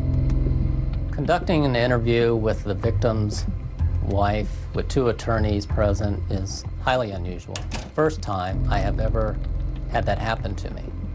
She was nervous, she was visibly shaking, she made expressions like she was crying, but she never had a tear in her eye. I asked her if she had any luggage, and she informed us that they didn't have any matching luggage. The next day, Melanie told detectives she suddenly remembered that the McGuires did own a matching set of designer luggage. I showed her a picture of one of the pieces of luggage that we recovered in the bay, and she identified that as belonging to them. They asked what kind of person Bill was, and she said he was the kind of person that had a knack for pissing people off. She asked us, where did we find her husband's vehicle at? I told her at that point, we hadn't found her husband's vehicle. And she said that probably a good place to look would be Atlantic City, New Jersey. She also informed us that her husband had a gambling problem. Did he get involved with the wrong people? That's what I would have to believe, that he had gotten himself into something, and Bill always thought he could handle everything. He was always into some kind of deal, so I think maybe this deal was his last deal. After the interview was done that evening, we also conducted a search at their old apartment building. The apartment was empty. She had already moved out. They asked him about Bill's possessions and his clothes. We discovered that Miss McGuire had already given all of her husband's belongings away. Virginia Beach detectives find out that Melanie McGuire had given most of Bill's belongings away to a friend's cousin, and they wanted to track that man down. Eventually they did and found out that most of Bill's clothing was still in black trash bags, much like the bags that contained Bill McGuire's body parts. The garbage bag, by sight, looked identical. Things are starting to make sense with the detectives. There's black trash bags, and there was also the hospital blanket that the head was wrapped into. And they're thinking, well, Melanie McGuire is a nurse. That's kind of an odd coincidence. At Melanie's suggestion, detectives start to search Atlantic City for Bill's car. And lo and behold, that's exactly where they find it. The Atlantic City forensic unit processed Mr. McGuire's vehicle. They took photos, they fingerprinted, they vacuum cleaned the floorboards. The body was released to Melanie on a Tuesday. Immediately she had him cremated. And the funeral lasted all of 10-15 minutes at the most. She called the following evening after the funeral, and at that point I just kind of blasted her. I just told her, I said, Melanie, Bill deserves so much more. And Mel just said, well, I'm a single mom now, and now I've just got to get on with my life. I said, well, no, the next thing is we've got to figure out who did this to him. And after I got off the phone, I remember hanging it up, and I said, John, she did it. She did it. Everything pointed to Melanie McGuire. Through wiretapping her phones, the police discovered the relationship that she was having with Dr. Miller. It's a eureka moment because it provides motive. I've told them everything that I know. But they're, they just don't. They want you to break.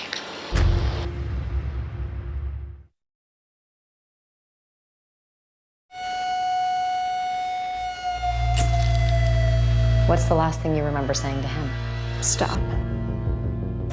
Stop. People like to believe that someone was capable of committing this type of murder. Accused of cutting up his body and throwing it into the Chesapeake Bay. That the person who did that would look like a monster. But sometimes killers look just like Melanie McGuire. Is there anything else you're not telling me? Like what? Like I killed an animal? Did you? No. But thanks for asking. A scorched earth investigation was conducted, and the lack of evidence is resounding. The evidence in this case points to a well-organized, meticulously planned execution of a murder. Computer searches that said how to murder someone, how to poison someone. Basically, multiple searches about how you kill someone. I don't get to be an evil genius and an idiot at the same time. I believe that Melanie was wrongfully convicted. Who do you think killed your husband?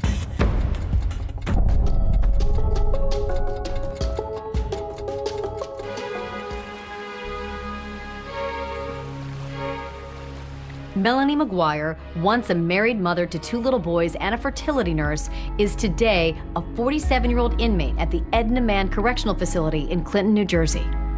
In here, guilt and innocence is irrelevant in day-to-day life. I have 6 numbers and a letter after my name, the same as the woman on one side of me and the same as the woman on the other side of me.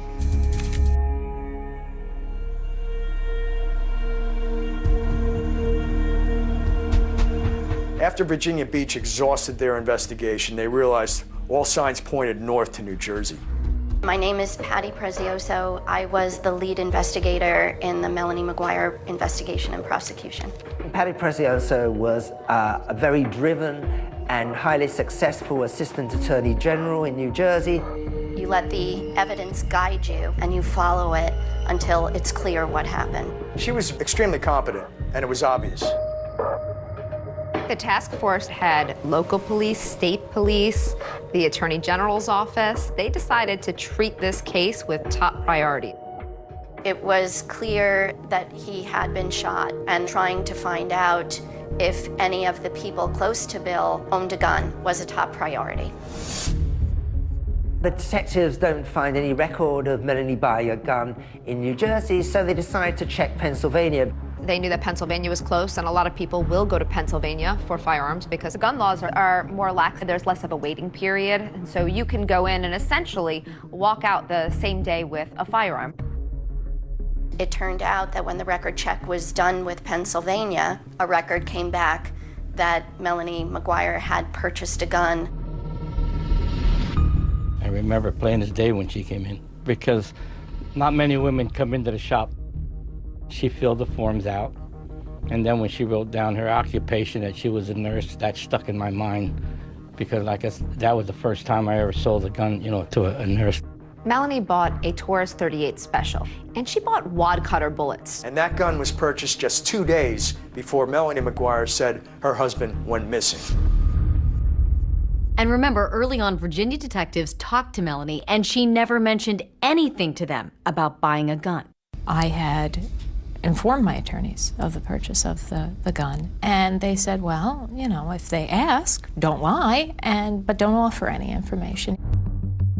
And they never asked about a gun. Melanie bought the gun because Bill wanted her to buy the gun. She could get it, he wanted it. What he wanted, he got. Because Bill McGuire had a felony conviction stemming from his horrendous driving record, he was barred from purchasing firearms. You say your husband asked you to purchase the gun, but you purchased a gun just 2 days before your husband went missing. Of course, it's a coincidence. However, he was on me for a while about that, about trying to get that. And if something was happening, if he was in some sort of trouble, that may very well have been the reason why he was so intent on getting it. Once the police really honed in on Melanie, they began wiretapping her phones. Hello. Hi. The surveillance was so intense that over a 40-day period, they recorded 500 hours of her phone calls. Every time you get your head back above water. Yep. And that hand reaches out from beyond the grave. A lot of those calls were very cryptic. Hey. How you doing? I spoke to, what's his name, about shipping. Alex. I didn't want to say names. Do you understand what I'm saying? Yep. She used the phrase a lot, being cut off at the knees. At least meet with a lawyer ahead of time who might cut it off at the knees. Doesn't that look suspicious? It doesn't matter what it looks like. She was a little salty. That was her personality, though. She was a Jersey girl. A lot of them were to her boyfriend, Dr. Bradley Miller. It was very clear right from the beginning that the relationship with Dr. Miller was different. There was a change in her voice. It was a softer tone. It's a eureka moment when they realize that she's having an affair because it provides motive. Dr. Miller also becomes a suspect. So one night when Dr. Miller was leaving work, he was going to his car. And the detectives came out to confront him. Dr. Miller was adamant that he had nothing to do with any crime and he didn't know anything about this. And so I think the police said, well, prove it. You know, if you're willing to wear a wire, we'll believe you. It is now 2:30 p.m., May 31st, 2005. Brad Miller making an outgoing call to Melanie McGuire. Hello? What's up? I've told them everything that I know. But they're, they just don't. They want you to break. I mean, if you want us to stick together, I gotta know everything now. Before this goes any further. What do you mean you have to know everything now? I mean, there's no other secrets between us, right? That I can think of. You swear you had nothing to do with us? Yes. And your children's lives. Because I'm standing by you. Yes. In those intercepted phone calls, another friend she was speaking to was Jim Finn. Melanie met Jim Finn in nursing school, and Jim admittedly had a crush on Melanie. But once she left nursing school, she never talked to him again. That was it until February 2004, and she suddenly got in touch with him again. When she needed something, he was someone that, she could manipulate. And she knew he was a lover of guns. The police also approach Jim Finn because they find that before Bill disappeared, she's been talking to him about the firearms.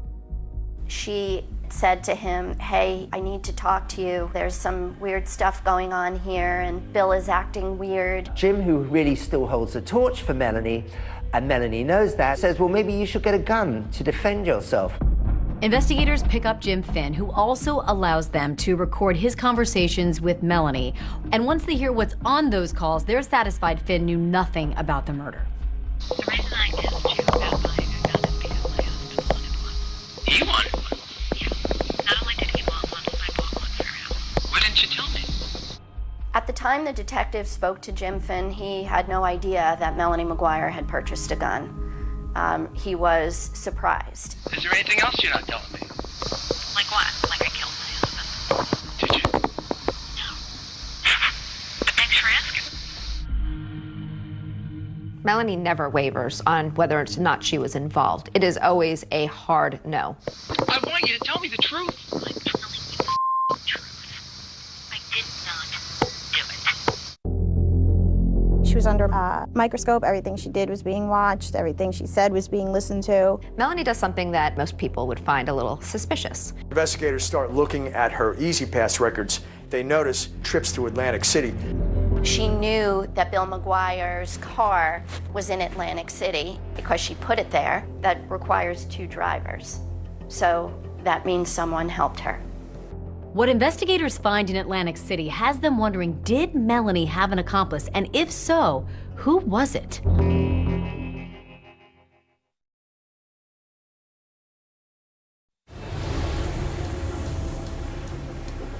The next set of clues in the mystery of who killed Bill McGuire leads investigators to a 170-mile stretch of toll road, the Garden State Parkway. With Melanie now the prime suspect, detectives start pulling her records. They try to track her movements in the days around her husband's disappearance, and one of those is her E-ZPass statement. So when investigators start looking at her E-ZPass records, they notice that there were charges for 2 trips to Atlantic City. On April 30th, 2004, just 2 days after the fight Melanie said that she and Bill had, Melanie does something that is very odd and most people would find a little suspicious. I'm starting to become more actively angry at him. And I'm thinking, that son of a bitch, I know where he is. According to Melanie, she decides that he's probably in Atlantic City gambling, so she's going to drive down there and she's going to look for his car. Absolutely not rational, but get in the car and go down there. And I'm driving down, and I take the first pass on this highway, and I see a dark sedan. There's no way. There's no way. And lo and behold, there it is. Once Melanie spots Bill's car from the highway, she decides she's going to move his car. Melanie says in the past, when they're angry at each other, it's a way of messing with each other, I guess you could say. Pull off onto a little side street, and I parked my car, and it was like Mission Impossible. Scooted up to the car, got in, started it, and drove away. And where'd you put it? What I believe to be the Flamingo Hotel. What Melanie said was, I was going to move his car to the seediest part of town, the most annoying for him to find. That just didn't make any sense. That he was physically abusive to her, but then she goes to mess with a car with a guy that she claims she doesn't want to be around. It sounds beyond ridiculous sitting here saying it, and I acknowledge that, and I can't, you know, it's the truth. It's an incredible story, meaning it's just not credible. We believe she was planting his car in Atlantic City. She was trying to create an illusion that Bill McGuire was still alive. That requires 2 drivers. So certainly that means someone helped her. Someone had her Pathfinder, and she was driving Bill McGuire's car. They put the car at the Flamingo Hotel, and then she went home with the person driving her car. And investigators thought they'd struck pay dirt when they discovered that hotel's parking lot had surveillance cameras. In truth, of course, the footage did not capture who the driver was. The surveillance video from the Flamingo Hotel actually showed the victim's vehicle being pulled into a parking space. Because of the darkness and the glare and the background lights, you could not actually see the person that was occupying the vehicle. There was another inexplicable road trip, this time to Delaware, 5 days after her husband went missing. She had shared with Dr. Miller that in the early morning hours of May 4th, she was actually furniture shopping. Investigators think that this Delaware furniture trip is really just a ruse. That same road would have taken her to the Chesapeake Bay Bridge Tunnel. Normally, someone would take the New Jersey Turnpike to go over the Delaware Memorial Bridge, picking up Route 13, which runs south to the Chesapeake Bay Bridge and Tunnel. Patty Precioso says that Melanie actually left the night before from New Jersey, drove Bill's remains to Virginia. We believe that that was when she took the suitcases with Bill's remains and got rid of them in the Chesapeake Bay.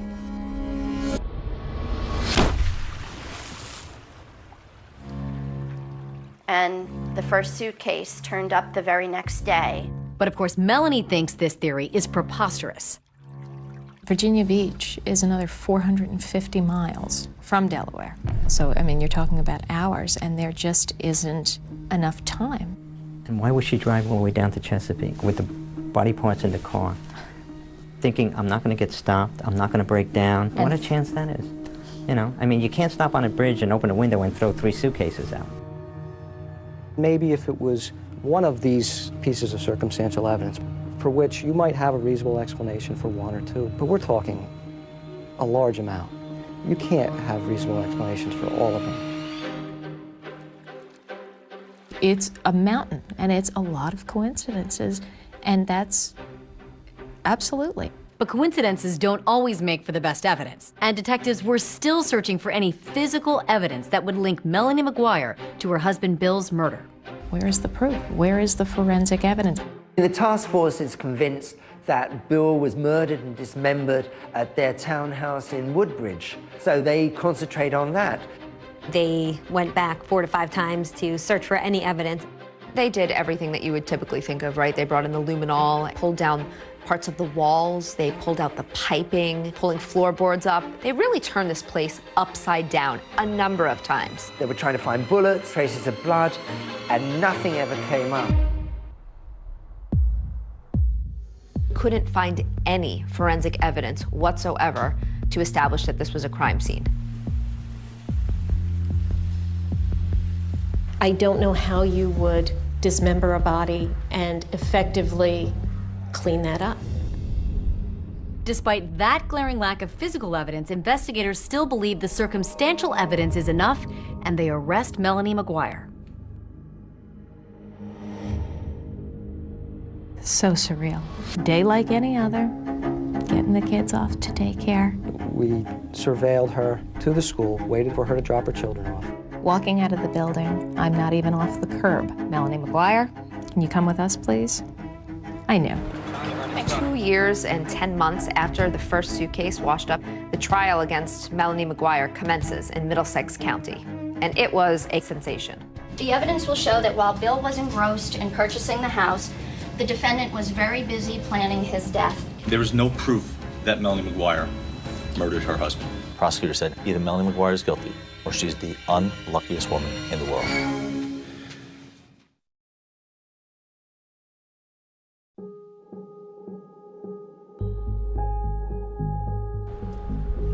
On Monday, March 5th, 2007, 2 years and 10 months after the first suitcase had washed up in the Chesapeake Bay, Melanie McGuire went on trial for her husband's first-degree murder. This was a case that had garnered a lot of media attention in New Jersey. It had all the elements that it was going to be a salacious trial.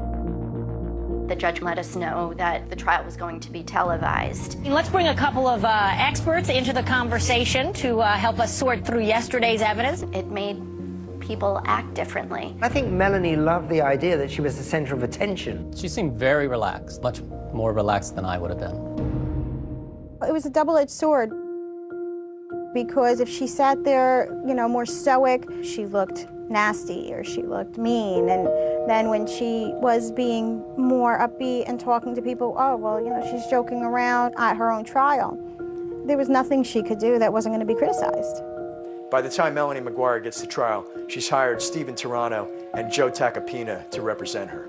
Joe Tacopina was a high-profile celebrity attorney. Joe Tacopina. Joe Tacopina. Joining me now, Joe Tacopina. He's the attorney for Alex Rodriguez. He feels just as comfortable in front of a TV camera as in front of a jury. A scorched earth investigation was conducted, and the lack of evidence is resounding.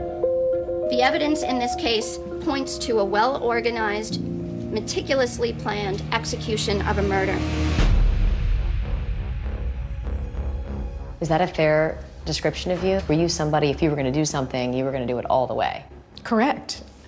And I would counter that argument with, if that's the case, then I would have been sure to not include blankets that could be traced to me, my own luggage. I don't get to be an evil genius and an idiot at the same time. They're not going to be able to tell you where William McGuire was killed, how he was killed, when he was killed. The defense were really trying to play to the jury that Bill was a major gambler and he may have owed thousands and thousands of dollars. He was a big gambler because he gambled beyond his means. When you have money out on the street and you're behind, and you're not making payments, you know what happens? You get shot here and you get shot here. As prosecutors start laying out what they believe Melanie McGuire did to Bill, it all starts with something they found in his car after it was processed in Atlantic City. When investigators first recovered Bill's car, they found a bottle of chloral hydrate, a red liquid, and also a syringe in it. State's Exhibit 983. Do you recognize that? Yes, that's the vial we dispensed the liquid in. Chloral hydrate is, have you ever heard the term slip somebody a Mickey? It's the Mickey. It's what it is, it's almost like a knockout drug. They do a lot of investigating on this chloral hydrate, and eventually they find out that it was purchased the morning that Bill disappeared. Somebody dropped off this prescription for chloral hydrate at the Walgreens pharmacy, which is just down the road from where Melanie's children went to preschool. But the prescription pad was that of Dr. Brad Miller, who was Melanie's boss. So the light bulb goes off and they're thinking right away, clearly Melanie had access to this prescription pad. She used it, she filled it. Chloral hydrate was necessary for this defendant to have control, and even more importantly, it was necessary to her that Bill McGuire had no control. Dr. Miller looked at the prescription and he said, "That's not my signature, and it appears to be Melanie McGuire's handwriting." Prosecutors also focused on what they said Melanie was doing in the days before her husband's disappearance. For that, they looked at the McGuire's home computer. We had it forensically examined, and it really was just astounding seeing what the internet searches were for. Can you describe the searches that you recovered? How to purchase guns illegally, how to commit murder, and undetectable poisons was searched. It didn't look good. It looked like someone was searching how to, sedate someone or how to kill them. I'm a nurse. I was a nurse. And I don't need to look up things like that. If I wanted to look for something like that, I have a PDR, physician's desk reference. I have a book that I can look in that doesn't leave an internet history. But both Melanie and Bill used this computer. So it's really hard to figure out who was searching these things. Now, you have absolutely no idea of knowing who actually conducted the searches that you talked about, correct? No, I don't. One of the things we can say for certain is that your husband didn't commit suicide. He didn't shoot himself. He wasn't able to carve his own body up. And yet there's a suggestion from the defense that some of the online searches were things that he was in fact doing, not that you were doing. It wasn't me.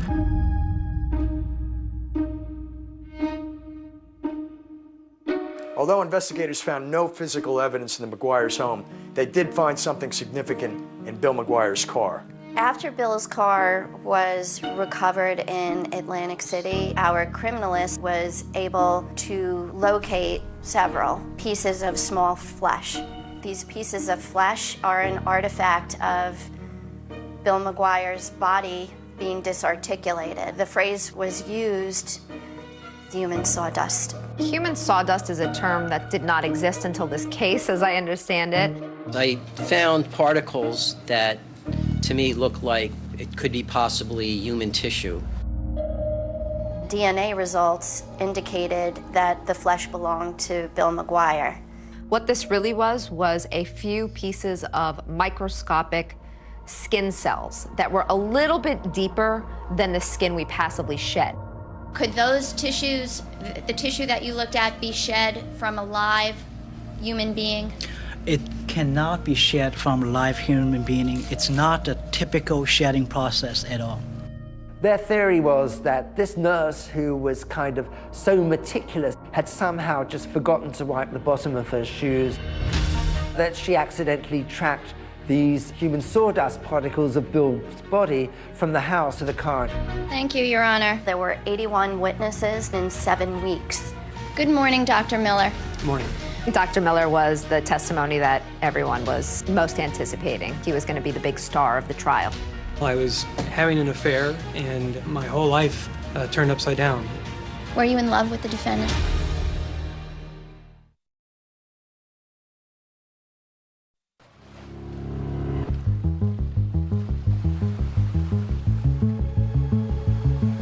Do you want to call your next witness, please? Yes, Your Honor. The state calls Dr. Bradley Miller.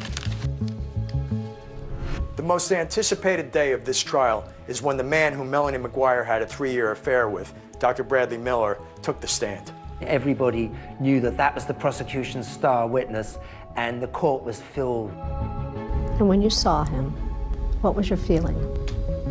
How could you? How could you? Dr. Miller was in a very difficult spot. He and his family had gone through a very difficult time, and it was just made clear to him, just take a deep breath and make sure you tell the absolute truth. Can you describe to the jury what was your relationship with her? We worked together. She was an excellent nurse. She took very good care of the patients. They all loved her. Sir, did there come a time when your relationship with Miss McGuire got more intimate? Yes, it did. It was towards the end of her second pregnancy. She was about 38 weeks pregnant. And before she went on maternity leave, we had oral sex in the office. So not proud of that. It has to be pretty hard to hear it come out in court. Hard for me to hear it, hard for me to think, oh my God, my parents are hearing this, my 84-year-old grandmother is hearing this. Were you in love with the defendant? Yes, I was. Had the two of you discussed future plans together? Yes, we were hoping to be together in the future. If we do make it through this, I'll just have to take whatever money I can get and get away. With Dr. Miller on the stand, prosecutors were able to score some points because there were certain things that Melanie never told Dr. Miller. Did the defendant ever tell you that she purchased a gun? No, ma'am. I had no knowledge of her purchasing a gun, no. Did the defendant ever tell you that she went to Atlantic City and parked her husband Bill's car at the Flamingo Hotel?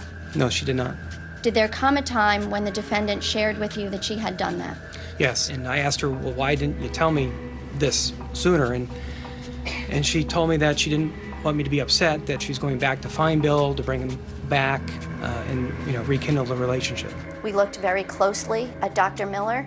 There was no evidence connecting him with this crime.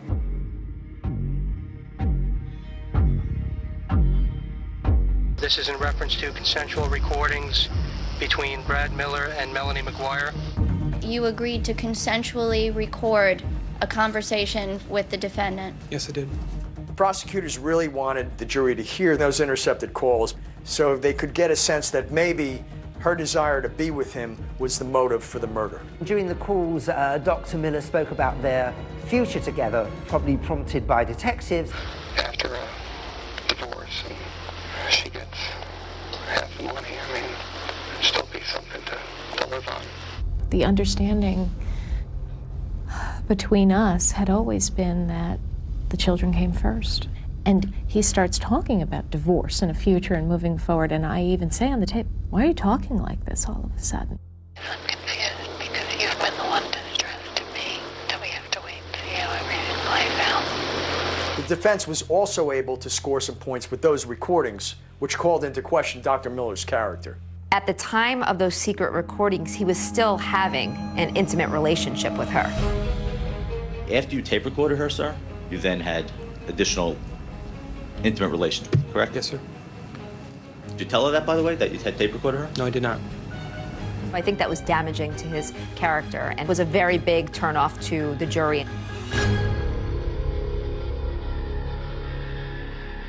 Have you ever had contact again with Dr. Brad Miller? No. No. After the day he testified, I haven't laid eyes on him since. Or you have no desire? It's tough. That was a tough betrayal to swallow. What matters is whether the state, and the burden is on me and I welcome it, whether the state has proved each and every element beyond a reasonable doubt. When you combine the computer searches, the prescription for chloral hydrate on prescription pads that the defendant used. And then you have the victim found inside their matching luggage, the bullets consistent with the gun that she purchased. It was a mountain of evidence. There's no question in my mind that she did it. I also don't believe that she acted alone. Now, who helped her? Paddy Precioso told the jury that there was a very, very good chance that Melanie had an accomplice. Although he was never charged, investigators took a hard look at Melanie's stepfather, Michael Caporero. The prosecutor needed somebody, so they focused in on me. Anything they wanted, we gave them. We gave them DNA, we gave them hair samples. I had nothing to do with anything involving that crime. You don't need the precise when. You don't need the precise where. You don't have to find that she pulled the trigger. You don't have to find that she had hands-on physically in regards to his death. Well, boy, that leaves a lot of speculation out there for the jury. You can't guess someone into prison for the rest of their life. The jury goes into deliberation, and Melanie and her family are waiting on pins and needles. I was very concerned. I think we all as people like to believe that if someone was capable of committing this type of murder, that the person who did that would look like a monster. But sometimes killers look just like Melanie McGuire. The day the verdict was read, the atmosphere in the courtroom was just electric. Has the jury reached a verdict in this case? Yes, Your Honor. How do you find as to the count of the indictment charging Melanie McGuire with the murder of William McGuire? Guilty. I just remember seeing her collapse. I remember grabbing Joe's arm, and I remember feeling my legs just kind of go out from under me. She's alternating between, I didn't do it. Just beginning for us now. We'll never give up. We will never, ever give up for her until the truth comes out. On direct appeal, we examine the murder conviction of Melanie McGuire. This is a prepaid call from Melanie McGuire, an inmate at Edna Mahan Correctional Facility.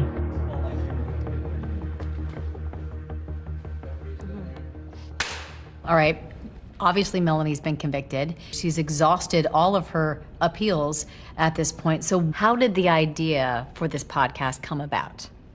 Melanie McGuire was looking to speak with someone about her story because she had done really poorly in the court system, and I think she was frustrated. And after visiting with her the first time, I was like, this is a story. This is important. I expected the worst, and what I got was just one step shy. They give the verdict parole eligible at the tender age of 101. It was very difficult. It was reliving it. This was the first time somebody was basically saying, we hear you. What'd you say? Let's get to the juicy part. I want to know, do you think she is innocent or guilty? In the end, I believe that Melanie McGuire was wrongfully convicted. So you believe an innocent woman is behind bars right now? Absolutely. I believe this is a case of a wrongful conviction. So let's talk about some of the questions you raise in your podcast, and let's begin with the gun. The gun to this day has never been recovered. One of the key witnesses for the prosecution was the forensic ballistic expert. So these are two discharge bullets. They're referred to as a .38 caliber lead wad cutter bullet. Is it possible that the gun Melanie bought is not actually the murder weapon? I think it's probable. No one plugged the serial number of my gun into a website to find out what the specifications were. Apparently each gun makes something called lands and grooves. Lands and grooves are rifling characteristics that are machine pressed into the barrel of a gun. And when the bullet passes through the barrel, the same number of lands and grooves are going to be imprinted essentially onto that bullet. There were 5 lands and grooves that my weapon was said to have made based on the company's website. The bullets that came out of my husband had 6 lands and grooves. It was a mistake on a gun manufacturer's website. We were not gathering evidence from a gun manufacturer's website. The evidence that was at trial was from ballistic experts. But the website was updated. It was. After this trial to incorporate the possibility that it could have 5 or 6. I thought that was questionable. I think it's very questionable that for years historically it says one thing and then it's updated right after. Let's talk about the garbage bags. The prosecution had an expert that said that the garbage bag in which Bill's body was found in was consistent with the garbage bags that came from Melanie's apartment. You can see these lines here. There's a straight line here, this sort of smooth line. There's also two other lines close together in basically the exact same position. This indicates that these two bags were made at the same facility on the same line within a very close proximity of time. He ran tests, but he didn't do all the tests that you actually need to definitively say whether these bags matched. Even his own data shows that they probably weren't the same bags. Well, there are always other tests that can be done in any analysis. Based on the testing we had conducted and the results that I observed, I felt competent at that time to conclude that the bags were produced during the same run. They put on a really good show. And I think when you have props, two garbage bags, oh wow, those do look alike. And so what the jurors are listening to sounds like fact, when in reality, it's just someone's expert opinion. There is something else that's significant that you think the jury should have heard more about that was found inside those suitcases. If you look through the lab reports, page upon page upon page, white hair, brown hair, black hair, animal hair. I think that's indicative that there was animal hair where the dismemberment took place of Bill's body. You mentioned that you found some animal hairs. Did you find anything that you considered of evidential value? No. And they looked high and low to connect Melanie to some pet. And once they found that there was no way to connect Melanie to these pet hairs, it became not of evidentiary value. Why is that? Simply because they don't match your suspects? Those hairs should have been tested because that's a huge question mark. Melanie did not incapacitate, shoot, use a saw to dismember her husband. You know how hard it is to cut through bone. It is physically exhausting. And also, if the crime scene didn't happen there and she's home with her children all night, where is this happening? There are just too many holes in this story. In this case, with the mountain of evidence against her and a very complex plan, I submit to you it's amazing we know as much as we do. This was a murder trial. It wasn't a contest to see who could outsmart the investigators, and if someone is smart enough to successfully hide a crime scene, that they win. Did you find any evidence that exonerates Melanie, that proves her innocence? I wish we did. I had hoped we would. I still think that we might get a tip in that direction. What do you say to the people at home who watch this and say, how dare she talk from prison and bring this all back up again? Enough pain has already befallen her husband's family, her own sons. There's a murderer walking around. Even if we discount what's happened to me, the killer is out there. And it's not me. She had about as good a counsel as money could buy. She certainly had a fair and impartial jury. The fact of the matter is sometimes the evidence is such that your attorneys, no matter what you can pay them, they simply cannot overcome what you've done. So she can say whatever she wants. She's a liar and she's a killer. Today your boys are young men. They are. Is there anything you'd want to say to them?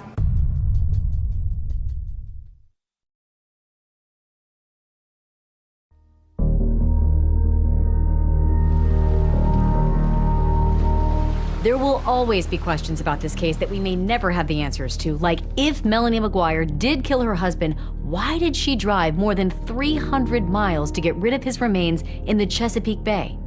His friend John Rice has a theory.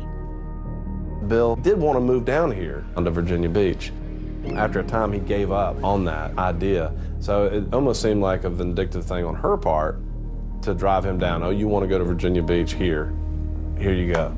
Why was it important for you to tell this story on your podcast? A lot of people who are convicted, they'll go through the appeals process, but they won't prevail. If we can investigate this, provide any type of assistance, we're possibly remedying some of the harshest parts of our system. There are times when podcasts and media can shine a light where what the government did was not right. This is not one of those cases. A 39-year-old man lost his life before he got to see his children grow up. You have 2 little kids. Yep. That's the hardest part. Knowing that when I see my children, when I hug them goodbye, it could be the last time. Ultimately, the courts would award custody to Bill's sister, Cindy Lagosh. Melanie has had no contact with them. Today, your boys are young men? They are. Is there anything you'd want to say to them? Make up your own mind. Don't accept what you're just being told on the surface. Dig. What is your level of hope that one day you might walk out of here?